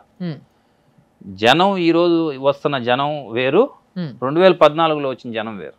అంటే అప్పుడు మరి ఆయన పాదయాత్రలు ప్రజలకు చాలా దగ్గరగా ఉండడం, ఆ రోజు పాదయాత్రలు చేస్తున్నాడు. సోనియా గాంధీ గారు అన్యాయంగా ఈయన అరెస్ట్ చేసిందనే ఒక అభియోగం ఉంది. అవును, అదొకటి నడుస్తుంది. రాజశేఖర రెడ్డి అన్నిటికన్నా పెద్దది ఏంటంటే ఎమోషన్. రాజశేఖర రెడ్డి గారు చనిపోయి ఉన్నారు, వాళ్ళ కొడుకు, ఆ ఎమోషన్ ఉంది ఆ రోజు. అందువల్ల ఇప్పుడు మనం చూసే 24లో జనం కన్నా 14లో ఇంకా ఎక్కువ జనం వచ్చారు. జనం వస్తే రాజ్యాధికారం రాదు మేడం. జనం వస్తే రాజ్యాధికారం వస్తే 2014లోనే జగన్మోహన్ రెడ్డి గారు ముఖ్యమంత్రి అవ్వాలి. సో ఇంకా దాని గురించి పెద్దగా నేను క్లియర్గా చెప్పాల్సిన అవసరం లేదు, మీకు అర్థమై ఉంటుంది అంటారు. ఇప్పుడు బేసిక్గా పవన్ కళ్యాణ్ గారి గురించి వచ్చింది కాబట్టి జనసేనకి ఈసారి 21 సీట్లు ఇవ్వడం జరిగింది పోటీ చేయడానికి. సో ఆ విషయంలో కూడా చాలా కొంచెం గడబడులు అవి ఇవి జరిగినాయి, అసంతృప్తి బాగానే ఉంది. ఇప్పుడు కూడా క్యాడర్లో అసంతృప్తి అనేది నడుస్తుంది అని అనిపిస్తుంది. సో మరి ఇది ఏ విధమైన ఇన్ఫ్లుయెన్స్ చూపిస్తుంది అంటారు ఈ ఎలక్షన్స్లో? మేడం పవన్ కళ్యాణ్ గారు అందరికన్నా వైసీపీ టీడీపీ కన్నా సేఫ్ జోన్లో ఉన్నాడని నేను అనుకుంటున్నాను. ఏ విధంగా సార్? ఈ 21 సీట్ల విషయంలో ఓకే, ఏయో ఓడిపోయే సీట్లు తీసుకోకుండా, ఎక్కడ పడితే ఆడ పిచ్చి పిచ్చి సీట్లు తీసుకోకుండా, తీసుకున్న వారికి హ్యాపీగా 21 సీట్స్ మంచి స్ట్రాంగ్ హోల్డ్ ఉన్నాయి, మంచి తీసుకున్నాడు. ఎక్కడ నాకు తెలుసు 1 తప్పక అన్ని బ్రహ్మాండంగా ఉన్నాయి. ఆయన కరెక్ట్గా ఎలక్షన్ చేసుకుంటే 60-70% సీట్స్ కొడతాడు. ఇంకొక ప్రాబ్లం కూడా ఉంది సార్, అంటే బేసిక్గా కొన్ని కాన్స్టిట్యుయెన్సీస్లో టికెట్లు అనౌన్స్ చేసే ముందు కరెక్ట్గా టీడీపీ నుంచి అటు జనసేనకి జంప్ అవ్వడము, అక్కడి నుంచి టికెట్లు తీసుకోవడం కూడా జరిగింది. అవన్నీ మనం అటు కాదు సార్. కృష్ణా జిల్లాలో అదే సార్ జరిగింది. ఎక్కడండి? కృష్ణా జిల్లాలో ఇప్పుడు బుద్ధప్రసాద్ గారు, ఆయన ఎందుకు వెళ్ళాడు అదే మేడం చెప్పేది. ఆయన టీడీపీని ఎందుకు వేయాల్సి వచ్చిందో మనకు తెలియదు. విచిత్రం ఏంటంటే సార్, ఇక్కడ ఒక పార్టీ నుంచి బయటకు వచ్చి ఇంకో పార్టీలోకి వెళ్తే ఆ అపోనెంట్ పార్టీలోకి వెళ్తారు. ఇప్పుడు వైసీపీ కూటమిలో ఉన్న పార్టీలోకి వెళ్ళిండు ఆయన. ఇప్పుడు వైసీపీ నుంచి కూడా వెళ్ళి బాలశౌరి గారు టికెట్ తెచ్చుకున్నాడుగా, ఎంపీ టికెట్. అది ఓకే, నేను అదే అంటున్నా సార్, కూటమిలో ఉన్న దాంట్లో నుంచి ఈ పార్టీలో నుంచి ఆ పార్టీలోకి వెళ్ళి అక్కడ టికెట్ తీసుకో. అదే నేను చెప్పేది రమ్య గారు, ఒక నిమిషం ఏనండి. ఇప్పుడు కూటమిలో నుంచి వెళ్ళాడు అంటున్నారు. ఆ కూటమిలో ఒక పార్టీ, ఇప్పుడు వైసీపీలో 100 గ్రూప్స్ ఉన్నాయండి. ఒక గ్రూప్ లో ఒకడు పడిపోవచ్చు, అక్కడ ఉన్న ఆయన సిస్టమ్ ఏందో ఆయనకి ఎందుకు పడలేదో పార్టీలో ఎందుకు వెళ్ళాడో మనకు తెలియదు. అది మీరు అడగాల్సింది బుద్ధప్రసాద్ గారు, నన్ను కాదు. నేను అనుకోవటం అక్కడ ఏదన్నా అని అక్కడ ఉన్న లోకల్ గ్రూప్స్తో ఏమైనా తగాదా అయి ఉండొచ్చు, బుద్ధప్రసాద్ గారికి గొడవపడి ఉండొచ్చు, దాంతో వెళ్ళి ఉండొచ్చు. వాళ్ళు సర్వే అంటారు నేను అనుకుంటున్నా. వాళ్ళ సర్వేల్లో కొంతమంది జనసేనలో చేర్చుకునే ముందులా సర్వే చేయించుండొచ్చు పవన్ కళ్యాణ్ గారు. ఆ సర్వేలో ఈయన పేరు వచ్చి ఉండొచ్చు, అందుకని తీసుకుండొచ్చు. ఇక్కడ ఏం జరిగిందో ఆల్రెడీ ఇది ఎందుకు అడగడం జరిగిందంటే సార్, ఆల్రెడీ ఒక టాక్ నడుస్తుంది.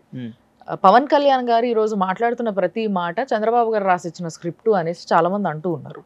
సో ఇలాంటి పరిస్థితుల్లో ఇటు నుంచి అటుపోయి టికెట్ తీసుకుని అక్కడ ఉండడము అనేది ఇటు జనసేనలో ఉన్న క్యాడర్ని దెబ్బతీస్తుంది. మాకు టికెట్లు వస్తాయి అని అనుకుంటే ఇచ్చిన 21లో మాకు రాకుండా మళ్ళీ అటు నుంచి వచ్చిన వాళ్ళు తీసుకుంటున్నారు. ఎప్పటి నుంచో జనసేనకు వర్క్ చేసి మేమంతా ఎటుపోవాలి అన్న ఒక అసంతృప్తి ఉంటుంది. దానివల్ల క్యాడర్ సపోర్ట్ చేయదు.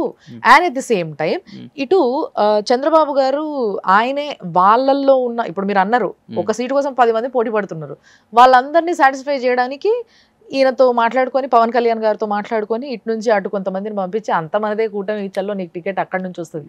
అట్లా ఎవరు ఇప్పుడు బుద్ధప్రసాద్ గారు చెప్పారు, నాకు తెలిసి ఇంకా ఎవరు లేరు పెద్దగా. ఇద్దరు లీడర్ది అదే పరిస్థితి. సో ఇట్లాంటివి జరగడానికి కారణాలు ఏంటి అనేది నేను అనుకోవటం, మీరు ఇందాక ఒక మాట చెప్పారు, పవన్ కళ్యాణ్ గారు ఎవరో స్క్రిప్ట్ చదువుతాడని. పవన్ కళ్యాణ్ గారు అనుకుందే చేస్తాడు, ఎవరు మాట వినడు, ఆయన ఏది చేయాలనుకున్నాడు చేస్తాడనే ఉంది. ఇప్పుడు పరిస్థితులు వేరు కదా సార్. ఎందుకు ఎప్పుడేం పరిస్థితులు మారదండి, కూటమిలో పరిస్థితులు మారుతాయి, ఒకరు వినాల్సి వస్తుంది, ఒకరు తగ్గాల్సి వస్తుంది. ఇప్పుడు అట్లా ఏమైనా జనరల్ గా మాటల్లో ఇప్పుడు ఒక ముగ్గురు కలిసి వెళ్తున్నప్పుడు జనరల్ గా ఏదైనా మీటింగ్స్ లో వాటిలో ఏదైనా తగ్గాలి అట్లా ఉంటుంది. కానీ నాకు తెలిసి ఈసారి పవన్ కళ్యాణ్ ఓట్ బ్యాంక్ ఏదైతే ఉందో ఆ ఓట్ బ్యాంక్ ఈసారి పవన్ కళ్యాణ్ 100% సపోర్ట్ చేస్తారండి. ఓకే, సో తప్పకుండా పవన్ కళ్యాణ్ గారు 21 సీట్లు గెలుస్తారంటారా? 21 నేను చెప్పను, కానీ మేజర్ అంటే ఆయన స్మార్ట్ గా అయితే టికెట్లు తీసుకున్నాడు అని అంటే తెలివిగా ఆలోచించాడు ఈసారి పవన్ కళ్యాణ్ గారు. ఎక్కడ పడితే అక్కడ ఏ పడితే అవి ఓడిపోయే సీట్లు తీసుకోకుండా పక్కాగా గెలిచాయి, పక్కాగా స్ట్రాంగ్ గా ఉన్న టికెట్లు తెలివిగా పవన్ కళ్యాణ్ గారు ఈసారి టికెట్లు తీసుకున్నారు. నా పర్సనల్ పక్కా నాకు కొన్ని అంటే నేను ఎన్ని ఏంటంటే ఒకటి చెప్పిన కాడి నుంచి వేరే వాళ్ళకి మనం శత్రువులు అయిపోతాం. పవన్ కళ్యాణ్ గారు పక్కా గెలుస్తున్నాడు. ఈ మాట ఇన్నిసార్లు అంటున్నారు కాబట్టి అడుగుతా సార్, ఆయన పక్కాగా గెలిచే సీట్లు తీసుకున్నారు అనేసి మీరు ఇప్పుడు 3 సార్లు అన్నారు. అంటే దానికి ఉద్దేశం జనసేనకి అక్కడ క్యాడర్ బాగుంది, ప్రజలలో జనసేన పార్టీ బాగా రీచ్ ఉంది, జనసేన గెలిచే అవకాశం ఉందనా, లేకపోతే కూటమిలో ఉన్న టీడీపీకి అభిమానులు ఎక్కువ మంది ఉన్నారనా? అంటే నేను చెప్పేది జనసేన ఓట్ బ్యాంకు ఎక్కువ ఉంది, జనసేనలో ఆ ప్రాంతంలో ఎక్కువ ఓట్ బ్యాంక్ ఉన్న ఆ కమ్యూనిటీ టీడీపీ ఓట్ బ్యాంక్, ఈ రెండు బేరీజ్ చేసి సెలెక్ట్ చేసుకున్నాడు అనేది నా ఉద్దేశం. తెలివిగా. మీరు బాగా తెలివిగా చెప్తున్నారు సార్ దీనికి ఆన్సర్. అంటే నేను అడిగిన దానికి మీ ఆన్సర్ చాలా గొప్పగా ఉంది అసలు నిజంగా. సరే కాదు మేడం చెప్పింది మీరు, నేను తెలివిగా ఏం చెప్పట్లా. ఇప్పుడు నేను చెప్పేది స్మార్ట్ గా తీసుకున్నాను అదే అంది. ఆయన తెలివిగా టీడీపీ క్యాడర్ బలంగా ఉన్న ప్రాంతాలు, ఆయన క్యాడర్ బలంగా ఉన్న ప్రాంతాలు తెలివిగా చూస్ చేసినాడు. ఎగ్జాంపుల్ తెనాలి ఉంది, ఆయన సామాజిక వర్గం ఎక్కువ, పవన్ కళ్యాణ్ గారి సామాజిక వర్గం. టీడీపీ సామాజిక వర్గం ఎక్కువ, టీడీపీ హోల్డ్ ఉంది, జనసేన హోల్డ్ ఉంది, తెనాలి తీసుకున్నాడు. ఇక్కడ ఇంకో ప్రశ్న వస్తుంది సార్ నాకు ఇమీడియట్ గా, ఎందుకంటే ఇది ప్రజల్లో నడుస్తున్న మాట కాబట్టి అడుగుతున్నా నేను. ఎక్కడైతే టీడీపీకి టికెట్ ఇవ్వడం జరిగిందో టీడీపీ వ్యక్తికి, అక్కడ జనసేనకి క్యాడర్ కానీ లేకపోతే జనసేనకి ఫేవర్గా ఉన్న వ్యక్తులందరూ జనాలందరూ కూడా టీడీపీకి ఓటేస్తారు. కానీ ఒక్కసారి ఆలోచించండి, ఎక్కడైతే జనసేనకి టికెట్ ఇవ్వడం జరిగిందో ఇప్పుడు మీరు చెప్పినట్టు తెనాల్లో, అక్కడ టీడీపీకి కూడా క్యాడర్ ఉంది అండ్ ప్రజల్లో మంచి పేరుంది. సో కంపల్సరీ టీడీపీని గెలిపియాలనుకునేటోళ్ళు జనసేనకి ఓటు వేస్తారా? ముఖ్యంగా క్యాడర్ గురించి వేస్తారా? నేను అనుకోవటం ఈసారి ఈ పార్టీలన్నీ ఇవన్నీ ఏం చూడవు. ముందర మనం గవర్నమెంట్ రావాలా, వస్తేనే స్టేట్ సర్వే అయ్యిద్ది, అందరు సెట్ అవుతారు అనే దాని మీద ఈసారి ఎలక్షన్ జరిగింది. ఒకటి మేడం, మీరు అడిగిన point, TDP vote bank Janasena transfer అవ్వదని అంటున్నారు. ఎవరికి వేస్తాడు? వైసీపీకి వేస్తాడా? ఇంకేమున్నాయి పార్టీలో? కన్ఫ్యూజన్ లో చెప్పలేం కదా. కానీ అసలు జరగదు అది. వైసీపీ ఇప్పుడు ఇప్పుడు ఆల్రెడీ చూస్తున్నాం కదా వైసీపీ చాలా మంది అడిగారు, ఈస్ట్ వెస్ట్ జిల్లాలో కాపులు కొంతమంది యాంటీగా ఉన్నారు, అక్కడక్కడ ఆ అసమ్మతి సగనపడుతుంది. సరే, అసమ్మతి సగనపడుతుంది. పవన్ కళ్యాణ్ గారు, నాగబాబు గారు ఎవరో మాట్లాడుతున్నారు. సరే, రేపు టీడీపీకి వేయరు, జనసేన వైసీపీకి ఎందుకు వేస్తారు? వేయరు. ఆల్రెడీ ఇప్పుడు ప్రభుత్వంలో ఉంది కాబట్టి, అంటే స్టేట్ గవర్నమెంట్ లో ఉంది కాబట్టి మహా మార్పు ఏముంటది, ఇదే ఉంటది, సరే వేసేద్దాం అంతే కదా సార్. వైసీపీకి అక్కడ మీరు ఇందాకే చెప్పారు, నేను ఎన్ని లాంగ్ ఆంధ్రప్రదేశ్ పీపుల్ చాలా స్మార్ట్ ఫెలోస్ అండి. వాళ్ళు వాడి పార్టీని వాళ్ళ మనిషిని గెలిపించుకుందాం అనుకుంటారు, కానీ గొడవలు ఉన్నా సెట్ అయిపోతాయి. వైసీపీకి అయితే ఏరు, టీడీపీ వాడు, జనసేన వాడు ఎక్కడే ఉంటాయి. మీరు అన్నారు చూస్తారా, అసమ్మతి ఎవరైతే టికెట్ రాలేదో వాళ్ళ గ్రూప్ వాళ్ళ రేటింగ్ కాదు. ఇప్పుడు నేను ఇప్పుడు గుంటూరు ఈస్ట్ కాన్స్టిట్యున్సీలో నేను బయటకు వచ్చినానండి. బయటకు వచ్చిందని చెప్పి వైసీపీ క్యాడర్ అంతా రాలేదు నాతో. నా బంధువులో, నా స్నేహితులు, నా క్యాడరు ఒక 2000 మందో, 3000 మందో, 5000 మందో, ఇంకొంచెం పెద్ద స్థాయి లీడర్లు, బొత్స గారు లాంటి వాళ్ళు, కన్నా లక్ష్మీనారాయణ గారు లాంటి వాళ్ళు, గంటా గారు లాంటి వాళ్ళు, వీళ్ళకి ఏంటంటే కొన్ని 10,000, 15,000 సొంత ఓట్ బ్యాంక్ ఉంటుంది. అట్లేదన్నా మారుతుంది, కానీ ఒక వ్యక్తి బయటకు వెళ్తే పార్టీ ఓట్ ఏం చేంజ్ కాదు. ఓకే, సో కూటమిలో ఉన్న ఈ 3 పార్టీలు అంటే కూటమి గెలిస్తే రేపు ఆంధ్రప్రదేశ్ ఏ విధంగా మారబోతుంది అని అడిగితే మీరు ఏం చెప్తారు? అది ఇది నేను గవర్నమెంట్ వచ్చిన తర్వాత కొంత జరిగిన తర్వాత చెప్పగలను. ఇదంతా ఊహాజనితంగా మనం ఏం ఆన్సర్ చేయలేం కదా మేడం. నేను అనుకుంటాం, నేను అక్కడ ప్రాంతవాసిగా, రాజధాని ప్రాంతవాసిగా, ఆంధ్రప్రదేశ్ ఈ కూటమితో డెవలప్ అయ్యి బాగుండాలని అనుకుంటాను. నేను మంచిగా ఇన్ఫ్రాస్ట్రక్చర్ డెవలప్ చేసి, పిల్లలకి ఉద్యోగాలు ఇచ్చి, కొంచెం స్టేట్ ఇండస్ట్రీస్ తెచ్చుకొని, అట్లాగే వెల్ఫేర్ కూడా నిజంగానే 100% పేదవాడికి చేయాలి. పేదవాడు చేస్తూనే అన్ని జాగ్రత్తగా రన్ చేసుకొని వెళ్ళటం. ఎవరు వచ్చినా స్టేట్ని డెవలప్ చేసుకోవాలా. నేను ఎస్పెషల్లీ నేను చెప్పేది ఏందిరా అంటే, సోషల్ మీడియాలో కూడా చాలా మంది, ఇందాక నేను చూసే చాలా సోషల్ మీడియాలో కూడా అన్ని పార్టీలు ఇప్పుడు సెంట్రల్ బ్యూరో ఇన్వెస్టిగేషన్ అని చెప్పి ఒకటి వదిలేరు, ఇన్ని సీట్స్ వస్తున్నాయి. సెంట్రల్ బ్యూరో ఇన్వెస్టిగేషన్ వాడు వైసీపీకి 120 సీట్లు వస్తున్నాయని చెప్పింది. అది చెప్పి అసలు ఆ రిపోర్ట్ బయటకు వస్తే వదిలినోడిని వాళ్ళు వదులుతారా? జనాలు కమెంట్ చేయమంటారా? చెప్పండి, నన్ను కమెంట్ చేయమనకండి. వాళ్ళు వదులుతారా? ఎంత సిల్లీగా ఉన్నారు జనం అంటే, ఏదో ఒక ఫేక్ దాన్ని తిప్పుతున్నారు. ఇంకోటి కూడా చెప్తాను, పురంధేశ్వరి గారు అసలు ఆమె ఏం మాట్లాడపోయినా ఒక ముస్లిం మైనార్టీస్కి 4% రిజర్వేషన్ రద్దు చేస్తానంది పురంధేశ్వరి గారు, బీజేపీ ఈ కూటమి వస్తా అని ఒక ఫేక్ తిప్పుతున్నారు. అది జరిగేదేనా? ఒకసారి ఒక రిజర్వేషన్ ఒక పిల్లలకు ఒక కమ్యూనిటీకి వచ్చాక అది మార్చడం జరిగింది. అసలు విన్నాం ఎక్కడైనా భారతదేశంలో మనం? అంటే ఈ సోషల్ మీడియా అనేది ఈ ప్రాంతాల మధ్యన, జనాల మధ్యన, కులాల మధ్యన, మతాల మధ్యన విద్వేషం లేసి ఒకళ్ళొకళ్ళు కొట్టుకునేలా చేస్తారు. అంటే వీళ్ళందరూ అసలు ముందర కొంచెం చదువుకున్న వాళ్ళు ఎవరైనా ఆలోచించాలి. ఒకటి చేస్తున్నప్పుడు అరే జరిగిద్దా జరగదా, చదువుకున్నవాడు కూడా ఏమని అరే ఇది జరుగుతుందనే ఫీలింగ్ తెస్తే వచ్చేస్తున్నారు. సో ఫైనల్గా మీ గురించి అడగాలనిపిస్తుంది సార్ నాకు. మీ గురించి, మీ పరిస్థితి ఏంటంటే, ఇప్పుడు మీరు ఫస్ట్ ఆఫ్ ఆల్ గుంటూరులో టీడీపీ నాయకులకి మీరు సపోర్ట్ చేయబోతున్నారా? ఏ విధంగా సపోర్ట్ చేస్తారు? ఫస్ట్లీ నాది ఇప్పుడు నేనున్న కాన్స్టిట్యున్సీ ఈస్ట్ కాన్స్టిట్యున్సీ రమ్య గారు. ఎస్, నా ఫ్యామిలీ మెంబర్సే నాకు 400 ఓట్లు ఉంటాయి. నా ఎంప్లాయీస్ ఒక 700 మంది ఉన్నారు. నేను చదువుకుంది అక్కడ ముస్లిం స్కూల్లో. నా స్నేహితులు నేను పేరు పెట్టి పిలిచేవాళ్ళు ఒక 500-600 మంది ఉంటారు. ప్రతి లైన్లో నా స్కూల్ పిల్లడు ఉన్నాడు.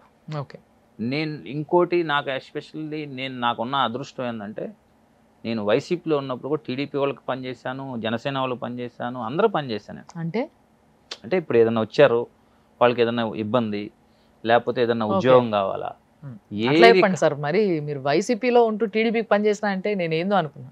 అంటే నేను చెప్పేది, వాడికి ఏదైనా సమస్య ఉంది, సమస్య ఉన్నప్పుడు అది నిజంగా మనకి అది నిజం అనిపించినప్పుడు టీడీపీ అయితే మనకేంటండి తప్పే ఉంది. అబ్సల్యూట్లీ. ఇప్పుడు మనిషి అది మనతో పాటు కలిసి పెరిగారు అందరూ, ఒక ప్రాంతంలో కలిసి పెరిగాం మేమంతా.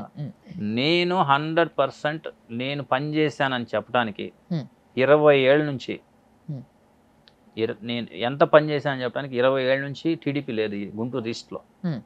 రేపు 20 ఏళ్ల తర్వాత గుంటూరు ఈస్ట్లో టీడీపీ జెండా ఎగిరిద్దని నేను అనుకుంటున్నా. నా పని అనేది గుంటూరు ఈస్ట్లో 20 ఏళ్ల తర్వాత టీడీపీ ఎమ్మెల్యేని గెలిపించి అప్పుడు మళ్ళీ నేను ఏం పని చేశాను అనేది అప్పుడు జనాలు చెప్తారు. నేను పార్టీకి పనిచేయాలా. ఈస్ట్లో ఈసారి భరత్ రెడ్డి వచ్చాకే అక్కడ టీడీపీ గెలిచింది అన్న పేరు తెచ్చుకోవాలా. నాకు మా ఎంపీ పెమ్మసాని చంద్రశేఖర్ గారు బ్రహ్మాండంగా సపోర్ట్ చేస్తున్నాడు.